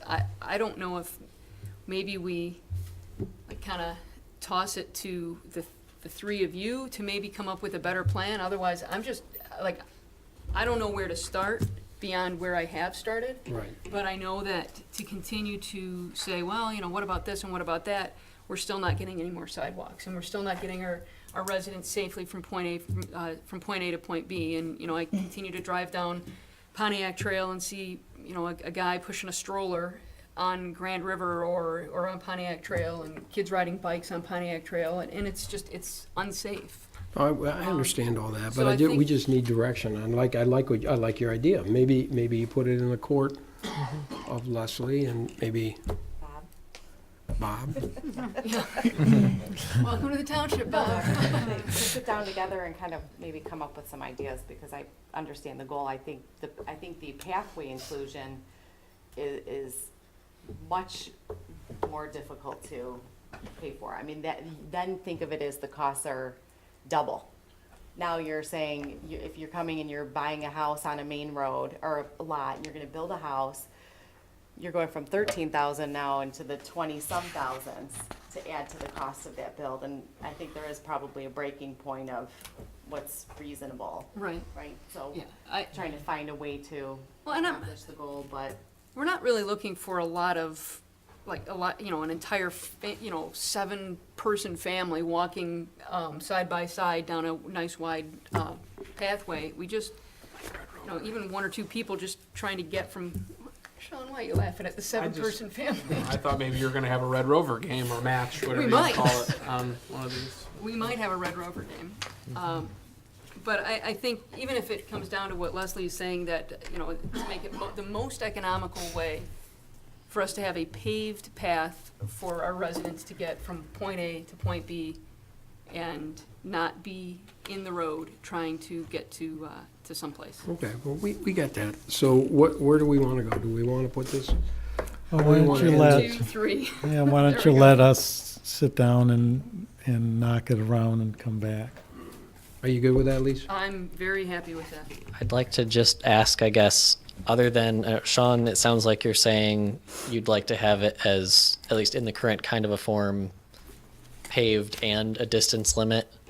Am I interpreting that right? Or would you be okay with an or scenario, just to frame what option we bring back? So maybe just to tightly? assist you a little bit, to be mindful of a more universal application. So your goal is to get your sidewalks or your pathways more complete, or as complete as possible. Not to frame the regulation, because if it's challenged, if it's for paved or dirt roads, I could see where there would be, and I'm not an engineer, but there may be a difference in why you would do that from a physical perspective. But if you're talking about a foot distance for, you may have challenges for why does I have 200 feet and, I don't have to do all of this, but this person has to do all of this. And if you're looking at economics, you may have some struggles with that. So to just kind of be mindful of those things when you're crafting your options for this, to that you're defendable in your position. And your goal is, to get your sidewalks complete, not to target specific groups of individual because they have more finances. Here's a thing of a 50-50 program. I'm sorry, go ahead. No. If I may. I'd just like to comment about the whole sidewalk and bike path thing. Would you give your I name understand the and, need name and for- address, please? Would you give your name and address for the record? Oh, my name? Name and address. John Gittrey, 57275 Windmill Point, New Hudson. The only thing I would like you folks to consider is, I've only lived here a few months, but I've driven a lot of the areas around here, and I think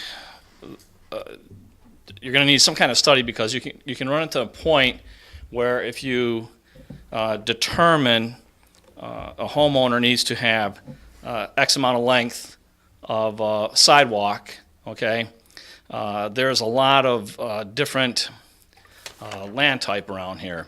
So you may have somebody who has a flat piece of property, unwooded, so 150 feet of sidewalk, for example, the cost is X amount of dollars. But then where's that sidewalk go, right? If it's piecemeal, there's this property's on development, this property's on development, but you got 150 feet of sidewalk. The other thing is you're going to have, again, a cost that could be onerous to a homeowner, because say a homeowner has 150 foot of frontage, and it's all trees, where that sidewalk's going to go. So now you're talking about taking out trees, okay? There's a lot of wetlands in this area that I've noticed. So now, what do you do with that? And wetland is not defined by the presence of water. It's defined by the presence of floral and fauna. So what may not look like a wetland may actually be a wetland by the DEQ. So then, again, you have an additional cost. So I just want to bring that up for your consideration. I wish I had an answer for you, but I don't. But I just want you folks to be mindful of that. I appreciate that. Very Okay, helpful. thank you very much. So much. That was one thing that I didn't think about, wetlands. I mean, you're Well, I mean- talking about boardwalks Or and, the heavily wooded trees, people Right, might have bought that. I don't want to take a whole bunch Yeah, of trees out. exactly. The tree hugger. Comments were board, really so. excellent. Thank you so much. And I think that kind of lends to the That's where you contribute discretion to the of fund. submitting funds instead of Yeah. building it, and maybe it's not necessarily the funds for building it over a wetland or building it through a forest. Maybe it's just a set. but doesn't per that get you linear to foot. gaps again? Well, no, See, that'd that be is- the reimbursements. You can apply it to other areas to fill in the gaps. But I'm saying the property before that has a Right. sidewalk. And, hit and the if wetland. if somebody came to us with a cheap sidewalk and it's in the middle of nowhere and would create gaps, we would just accept the money and use it to fill other gaps. I don't want to create gaps, we want to fill gaps. Question, I guess, for Jennifer, would it be allowable to have something where we say the township, like the engineer, gets to decide if we prefer a contribution, or is that too, I'm assuming we can't, but. I think it's going to be, you just have to have someone study this issue, and as long as there's a defendable basis for the formula that you're using, and it's not just arbitrary 150 feet, why is it 150 feet? It just needs to be a defendable position. And I don't know what that formula looks like, if it involves engineer interpretation or if it involves DPW director interpretation. You know, there's probably 100 different scenarios.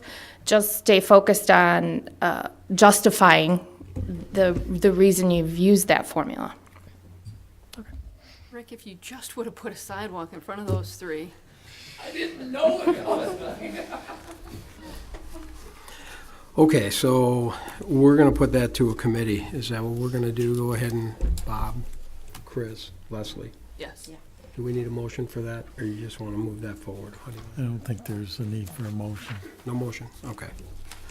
All right, moving on to recommendation, subcommittee for legal services. I'll go ahead and start that out. We had 7 different legal services actually come to the township, and, well, there was 8, but we interviewed 7. And all 7 of them were, I'll tell you, fantastic. They were probably, I learned more in them 14 hours that I've known the whole time on the board. This committee, which was Lisa, Patty, and myself, was appointed by this board. And we have come up with a recommendation after going over all of the 7 that we interviewed. And we felt that one really came to the top. And none of you know who that is until tonight. And you have that sitting in front of you, the FRP. It was Johnson Rosati. Some of the criteria that they brought to the table was 30 attorneys, which we thought they were all municipality attorneys. We just thought it was a good fit for the township. They answered our questions very professionally and very well, as they all did. I'll say every attorney answered them very, very well. These just really stood out on top. And that being said, I'd like to turn it over to the subcommittee, and you guys can tell them your opinion so that it's not just coming from me. Yeah, well, the board gave us the task to look for legal services, and as we did an invitation only. We picked some of the best law firms we think that do municipal work in our area. And we sent out the RFP, and we received 8 proposals. After looking at, the subcommittee looked at all 8 of them. One was extremely pricey. We just felt it was more than what we were willing to pay, so we did not interview them. We spent an entire week looking at all 7 of the firms, Lisa, John, and I. We spoke after each interview, and we tried to ask exactly the same questions, very close to it. And like John said, we were super impressed by all of them. It was a very hard decision to think about. We met several times, the subcommittee did, and we thought their price was reasonable. We like that they have 29 municipal attorneys. They're only a municipal firm. We liked that that they wouldn't charge us for research, which we feel like we're being charged a lot of research right now. Trying to think what else. Lisa, you want to embellish why I finished my thought? Well, I got to know Patty and John quite a bit, especially in the one day that we were here for 4 hours, focusing on interviews and discussions afterwards. And for me, I asked essentially the same questions every time of each firm, and my primary goal was, to look at this firm has extensive township experience, and I felt that they had a really good understanding of our future legal challenges. But for me, it really dealt with how to manage a lot of the growth when we're dealing with planned developments and preservation of wooded areas, and how we can make these types of things happen, and especially, in a situation like we just talked about with sidewalks, how to navigate, site issues and property issues and wetlands, and I just felt that they had a pretty good understanding of how we could manage those concerns when we have so much of our growth that's taking place. So basically, with that being said, this is just a recommendation from 3 board members to the board. And this is totally up for discussion. And any questions that you guys have, we can try to We answer. have all the them. RFPs, if you want to look at them, they're pretty standard. They basically introduce their attorneys in each one of them. They talked about lead attorneys. The lead attorney for Johnson and Rosati would be Carol Rosati, who has 37 years of municipal experience, and that's something that we really like. We're very fast-growing pace, and we would like that 37 years of experience. We talked about conflicts. We talked about, another thing that we really liked is the pass-through fee. They would be charging the same rate that they charge the township, so there would be no upcharge to our homeowners and/or our developers, which would give them a cost savings.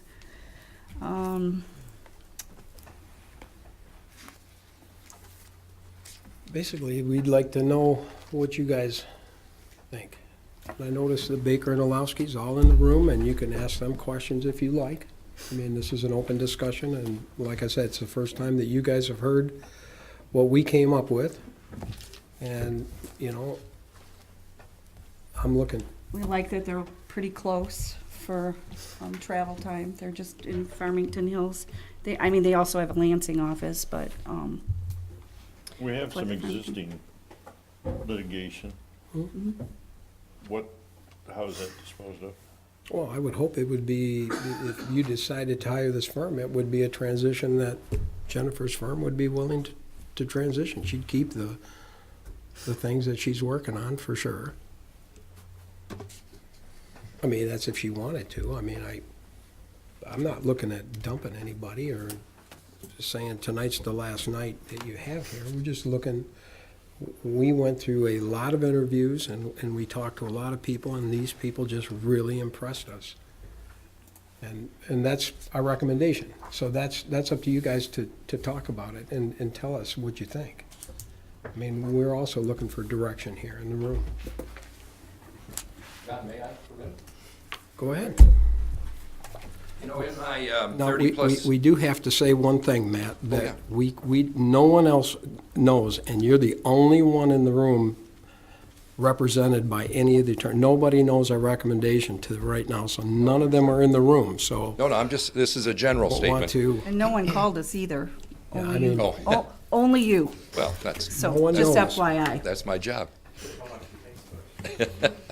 In my 30-plus years of municipal experience, I've never seen a board hire an attorney without an entire board interviewing the top 2 or 3 candidates. I've never seen it. we just did go- it, we did it with No, Baker and Olowski.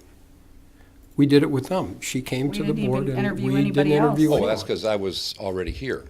But we didn't interview anyone. We didn't open that up for any kind of, Oh, no, right, you Outsource. weren't doing it. We then. did No, it what on I'm the saying spot. is, on an official basis like this, where you go out and you ask for RFPs, and they come in and you have a subcommittee recommends 2 or 3 out of the total applicants, and then typically the board would interview those 2 or 3 applicants. That was my point. That's the normal way that I've seen things done in cities and townships over the years.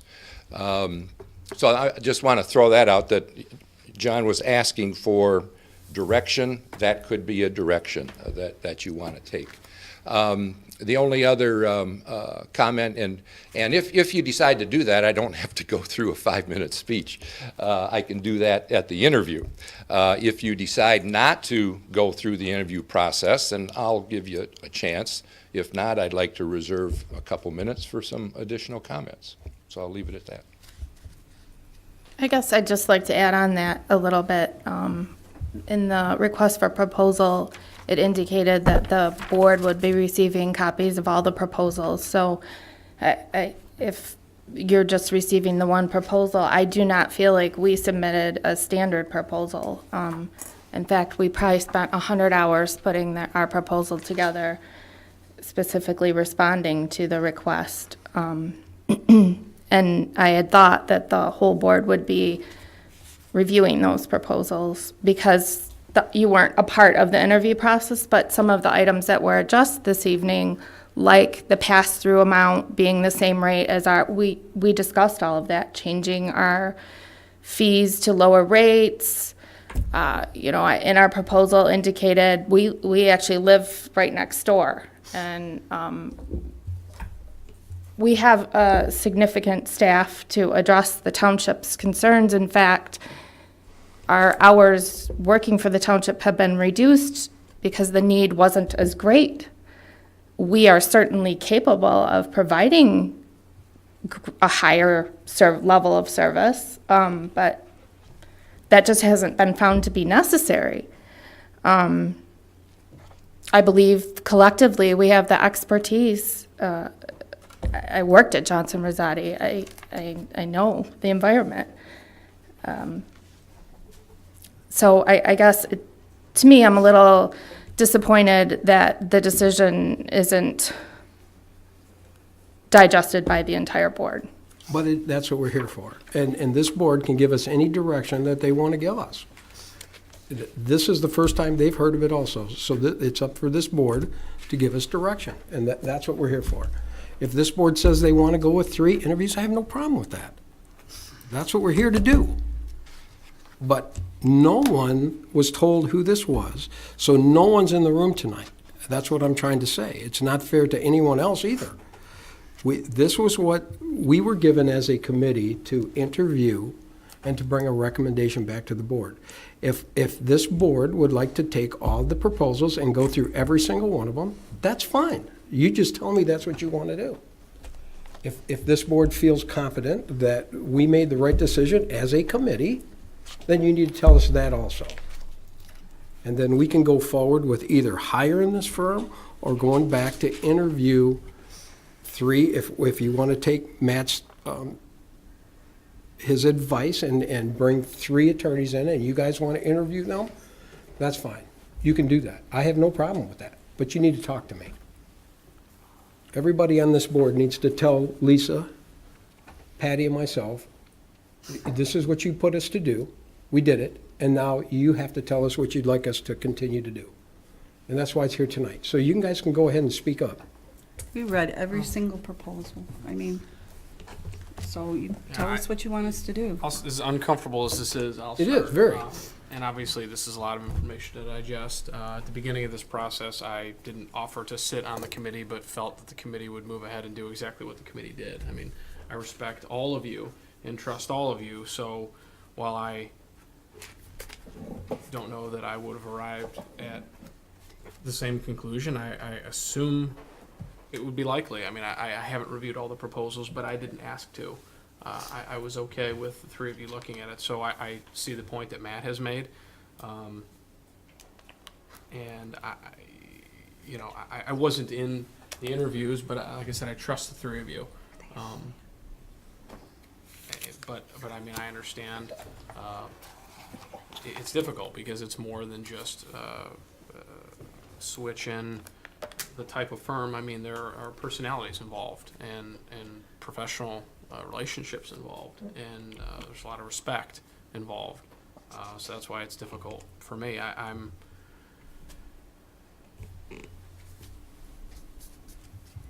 appreciate that, Sean, and it's difficult for all of us. This is not an easy thing to do. That's why we need feedback. I'm not sitting up here saying this is the avenue we go. I'm waiting for you to tell me.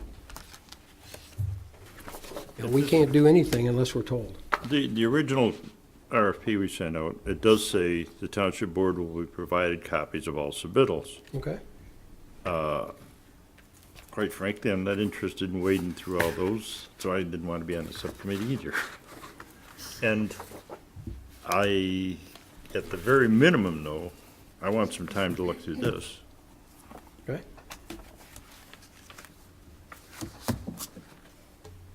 In other words, I'm not ready to make any decision tonight, Okay. but I guess I would just request if the board's gonna take some time to digest the proposal that's being recommended. I'm requesting the courtesy of looking at our proposal as well, being your current township attorney. Okay, well, we haven't got to that decision yet. Chris, go ahead and give us what you got. I gotta know.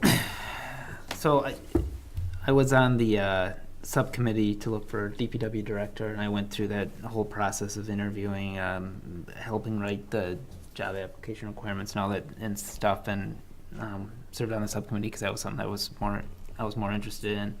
Not to say that I'm not interested in the legal services. I've worked with several of the attorneys from Johnson Rosati in the past, just in my day job, and so I guess what I'm getting at is I was comfortable. The board was fairly comfortable with what we did as a subcommittee for the DPW director position. So I'm comfortable with what the subcommittee is saying with the attorney recommendation as well. Okay.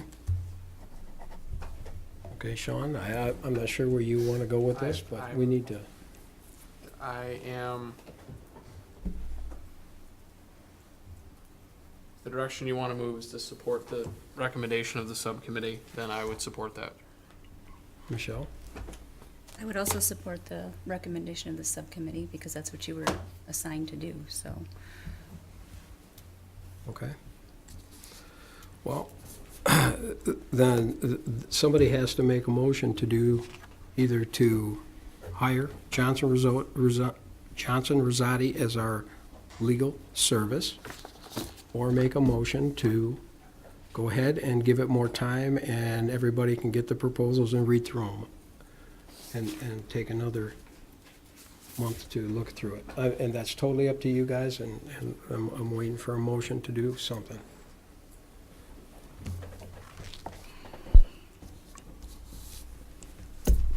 Well, with that being said, I'll make the motion. I'll make a motion to approve the RFP for the law firm of Johnson, Rosati, Schultz, and Jaffick to start with the next pay period from Baker Lowski, which I think is on the 15th of the month. And I would like to have John negotiate with the law firm of Baker Lowski and Johnson and Rosati to make a smooth transition. And that's my motion. I'll support. All right, hang on. We have a motion and a support. Do you have any more discussion on the board? Okay, go ahead, Matt. It's very interesting because Johnson Rosati, of course, has the attorney services in Novi and also in City of South Lyon, both bordering communities. A couple years back, when City of South Lyon was looking for new attorneys, my firm, I considered applying for it. I came here, talked to Patty Carcone, said, Patty, what do you think about us submitting a bid for the City of South Lyon? The response was, we could never have that. We could never have the same firm represent the City of South Lyon and us. It's almost a quote unquote. So what's the difference here? Now you have the same firm on two bordering communities. But we also have your firm in Milford and the village of Milford that borders our community, and also you do prosecutions in Novi. It's the same thing, Matt. I don't know where you're coming from. All I'm saying is that you do have to look out for your annexations. These are things that aren't a Milford Lyon problem. You've got annexations on each side, possibly by two cities. Just throwing that out. That's something that could happen in the future. It could. All right. Now, the other real issue is, are you providing them all of the services? Because I know for a fact that last year they turned down prosecutions in Novi because they didn't have the manpower to handle it, nor did they want to handle it. So have you considered granting Scott, as part of the firm, the contract to handle the prosecutions for the future? We can look into so many hybrids of this thing. Well, but that's not what's on the table right now. But no, and it won't be. It could be a hybrid down the road. Well, you don't have a lot of time. If you're having them start prosecutions on the 16th, there are jury trials that are all ready to go on the 16th that Scott's prepped. All right, there's other issues. Normally, you give about a 30-day time period to break things in because the board has to have the contract come back to them for approval. So you either have a special meeting to approve the attorney contract or you just put it on next month's. Right now, you've got it set up so that they're hired on the 15th, so you're going to have some contract approved with some special meeting prior to the 15th to approve the contract and to look at their insurance to verify that they meet the insurance requirements that you have. Just again, these are things that maybe you have thought about or didn't Yeah. think about No, we in absolutely- the transition, all right? No, we want, this is not, everybody takes this so hard. This is business. This is what boards do. They look at services, they do their due diligence, they recommend services, and it's up to the board to say yes or no. No, I agree. I mean, it's not personal. You take it personal, and it's not personal. I'm not taking it personal. I'm just looking at what we have. I've been involved with Lion for 19 years. The firm has been involved 6 or 7 years, Baker Olowski, its predecessors, and what have you. During that period of time, and going all the way back, I think about there has never been a complaint from any department head, fire department, police department. We've done work for the library board. We've done work for the building department, the building inspector, the ordinance enforcement officer. Not one complaint from anyone regarding legal services. That you know of. Well, that was presented to Right, us that you or know of. anyone else, right? Gotcha. Also, not one member of this board has ever made any complaints about the legal services. And I go back, the previous administration never had any complaints about the legal services. So when you say that this went to this committee on the basis to look for attorneys, and you have as your basis experienced attorneys that have never had any complaints regarding their services and has defended millions of dollars worth of court cases on behalf of the township successfully.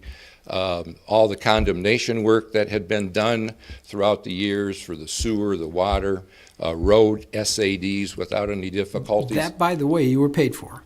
You were compensated well for Well, it. that's neither here nor there. But We- it we were is, providing because you're a acting like service. you did us a favor. And you know what? It was paid for.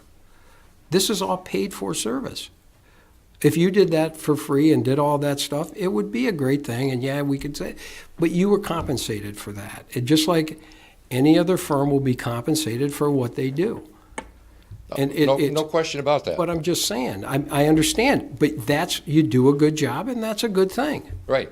So I'm not going to strike your resume at all. So if all of the good job has been provided in the past, why wouldn't that same good job be provided in the future? All I'm saying is, we found this firm as a firm that can handle our growth, the different things that we're getting into, and we felt as a committee this was the top of the line firm. It stood out above all the others. It's not putting your firm down. No, I'm not It's not taking saying that. anything bad I'm about your familiar- firm. I work with this firm. I'm familiar with the firm. They are a quality firm, no question about it. They're not, in my humble opinion, any better than the Baker Olowski I'm firm not saying they that you are. I have said in today. our committees, they stood above all the others, and there was several. And they were all fantastic. They interviewed fantastic. I mean, everybody. It's just these particular people stood out really, really above. And therefore, when you called and checked their references, they must have given them glowing references. They have. Okay, all right, just wanted to make sure on that too. All right, They have. okay, all right. So that's economically, it sounds like we're basically about the same as far as the township is concerned. A little behind on the attorney count. On the what? Little behind on the attorney count. We're getting 29 attorneys. Well, no, you're not. But that's your opinion. Yeah, the way it Listen, works. Matt, this is not a debate. Well, I just want to make sure that you know what you're getting. I know what You're we're getting getting. an attorney and 1 or 2 backups. Okay. You're not getting 24 attorneys. Okay, All right, that's, Gotcha. just want to make sure you don't misunderstand that. I'm not that stupid, Matt, even though you may think I am, I'm not. No, John, don't take it anyway. Well, Don't take the it way that you're way. standing up there and say, well, you're not getting that. I know what we're getting. I went through the interviews. I know exactly what we're getting. But they do have reference of 29 different attorneys they can talk to. They do, you know? All right, well, All I right, mean, fair enough, fair enough.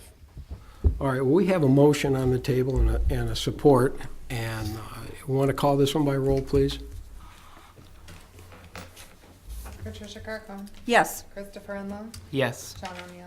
Yes. John Hicks. Here. Michelle Cash. Yes. John Dolan. Yes, Lisa Blades. Yes. thank you. I'd just like to clarify, you mentioned the services terminating on the end of the month, or the 15th. Our contract has a 60-day notice of termination, and so I just really wanted to can't bring. find your contract. I can't find a signed contract. Okay. Well, I mean, I have all the Well, materials, and we please can send talk that to about me. those Sure. details, but I just And if wanted that's to what we have, mention. we'll definitely stand behind every Yeah. single thing. I And I'm promise. not suggesting that we continue to provide legal services for 60 days. I understand. I heard you say that they will begin on the 16th. I don't know when they'll begin. I have not talked to them yet. Oh, okay. Patty just put the 16th out there. That gives it some time. Okay. We don't know if they'll start. I don't know. I Gotta haven't talked to offer them. it to 'em. I don't even know if they'll take it. We're going to offer this to them. I don't know if they'll take it. I was And they just, interviewed. I was just clarifying. And I'd like to say that, you know, although we're obviously very disappointed in the decision made this evening and the process that occurred in connection with it, we have very much, speaking on behalf of all of us, enjoyed representing this township, and I wish you the best. Thank you. in And your we do the future. same for you too, Jennifer. It is not a personal thing. Thank you. All right, moving on to the L40 forms that you're talking about here. Patty, that's you? All Tax right. rate. We have to, every year, we have to levy our millages. And our millage levies are going to be, as presented on this L4029. And we're required by law to submit this to Oakland County so it can go before the Board of Commissioners. These rates are hit by the Headley Amendment, as you can see, under millage requested to be levied by December 1st. So these are what I'm gonna levy on the winter tax roll. And on the winter tax roll, you see the new library millage, which is .89. That is not required to be hit by the Headley rollback because of it's a new millage. The voted, or the fire department debt, that last year was .35, 35 cents. Do you have it, John? I'm sorry. She can have mine. Or he can have it. The 35 cents, we can drop that to 30 cents. I tried to make it work at 25 cents, but it was too close, and with any MTTs or any of those kind of rebates, I'm too worried about it being too close. So we only have 2 years left. We'll roll this year, and we'll roll next year, and that is done. So next year, we'll calculate what's left in the pot, in the bank account, and then we'll finish up the, what we need to roll for the last millage, and we'll be done with that. So this isn't the official public hearing. You'll do that when we do the budget, truth in budgeting. There'll be a resolution and a public hearing. This is just basically approving really the .30 for the fire debt, because that's not hit by Headley, that's set by this board, and that goes by the payments. So I really need this to be approved. It needs to be submitted by September 30th. Not knowing if we were gonna have any other special meetings, I wanted to get this on the agenda. So that's why it was an add-on. So I'm just looking for a motion, or I can make the motion. Yeah. Go ahead and make that motion. Any questions, anything I can explain? Does everybody understand this? Pretty simple. Pretty simple. Okay? All right. Go for a motion. I'll make a motion to approve the L4029 2017 tax rate request as submitted. I'll support. Okay, we have a motion and support. Any further discussion? Want to call this one by roll, please, Kelly? Lisa Blaze, Yes. John Hicks, Yes. John Dolan, Yes. Tricia Carcone, Yes. Sean O'Neill, Yes. Christopher Enlow, Yes. Yes. Okay, moving on to the Park Board appointment. I think that we're looking to appoint Mr. Chris Scheckler, who's here tonight. I would like to make the motion to appoint Chris Scheckler to the, I'm passing out his resume for Okay. those who don't have a copy of it. Maybe. I don't know, you know. I felt kind of bad. I didn't attach a resume. It was just your application. I apologize to the board and the people in the audience. My father's in the hospital, and if those of you that know me pretty good know I can talk. So, being that this is the last agenda, I'm going to give you a favor and leave shortly after. So, I would have been more presentful of the acceptance. So, I just wanted to point that out to you. Okay, let's see. Well, I certainly hope your father is on the mend. Yeah. My mom isn't just in the hospital, so, Well, and you know how it is. You just Yes. they go in and they don't provide. Maybe the board can do something about getting better accommodations while you spend the night there. If we ever have one in our facilities or a facility in our neighborhood here, so you sleep on a chair and hope you get a couple hours. well, I will say that the last, at least 2 meetings for the Park Advisory Board, Chris has been present, and one of those meetings, he was the only one in our audience, and the other meeting, there were 2 people in the audience, and after the first 5 minutes, the other person left, and so he was there for the remainder. But he's had some good questions for the Park Advisory Board, and I've only been on as the liaison for a couple months, so I don't know if he has been in attendance. And Are these 3-year appointments? Chris, 2-year, 3-year? 3-year, I believe, what I read. 3? So you'd be good till September 2020? I think they're 3-year, yeah. okay. Okay. You guys, I just want to take a minute real quick to tell you something personally. I don't know what anybody else or the other citizens think, but I want to tell you thank you. One, to each of you, attorneys, people that sit on the side, engineers. You guys make this interesting. And if there's one thing in my neighborhood that a lot of people have done recently, probably in the last year or two, they've been looking more at the township to things. I know that talking with a couple of you, there's been calls made on stuff that normally a resident wouldn't. And that comes from you guys putting a little bit of a fire in me to want to learn more and do more. And if I'm going to do that and I'm going to be proactive and sit in the audience and demand answers of you, then damn it, why not, sorry for the language, but why not try to help you guys out too? And so instead of flapping my jaws, I figured I'd put it to work. If this is the first step in that process, then I want to be part of that process and help you. But with that being said, I do want to tell each of you thank you. It's not easy, especially in certain situations. One that we experienced tonight, but no matter what, if it's handled right and properly and with due diligence, then anything can be passed and move forward. And with that being said, I just want to tell you that's the approach I'm going to take. I'm going to remain myself, but, and that could lead to some questions once in a while. But with that being said, I just want to let you know, each of you, and I'm not just saying this, I really mean it. Thank you all. I see what you guys go through here and that, and it's hard. It's difficult. All of you. You were saying earlier, Chris, you gotta go back and repeat stuff to the citizens. I was in last week. You guys were in those meetings. I don't know if it was for attorney meetings or what, but you guys were in meetings and tied up. I know the water thing has to be a real nightmare. So I know it's not easy. I just want to tell you guys, all of you though, thank you. You've made this interesting for me. I was at other meetings prior, but I never really had the time, and I thought I couldn't devote it. And as I told a couple of you privately, I want to make sure that I start doing things now that I'm getting a little older and starting to look into things a little bit different. And so thank you. You made this interesting for me and made me want to fill out that application. So thank you. All right, Chris, well, thank you for that. No problem. I'd like to make a motion, if I may, to appoint Chris Schecker to the Park Advisory Board vacant position. Support. Thank you. Okay, Thank you. motion and support to put you on the board, on the Park Advisory, till September 2020. Okay. Okay? Thank you. All those in favor say aye. Aye. Aye. Opposed? Welcome to the Park Advisory Board. Welcome. Thank you. Does he even know when they meet? Oh, he probably does, he's always there. I didn't hear. Oh, yeah, you I will just have to asked get if you you on knew the. when they well, meet. Chris, will you put them on the list, or who does Well, listen, it? I want to save the township money right off the bat, so you can put Chris, not Christopher. Okay. Let us know how your dad is. I will, thanks, Okay. Okay, I think that wraps it up. Anybody? All right, I'll make a motion to adjourn. I'll support. Okay, all those in favor say aye. Aye.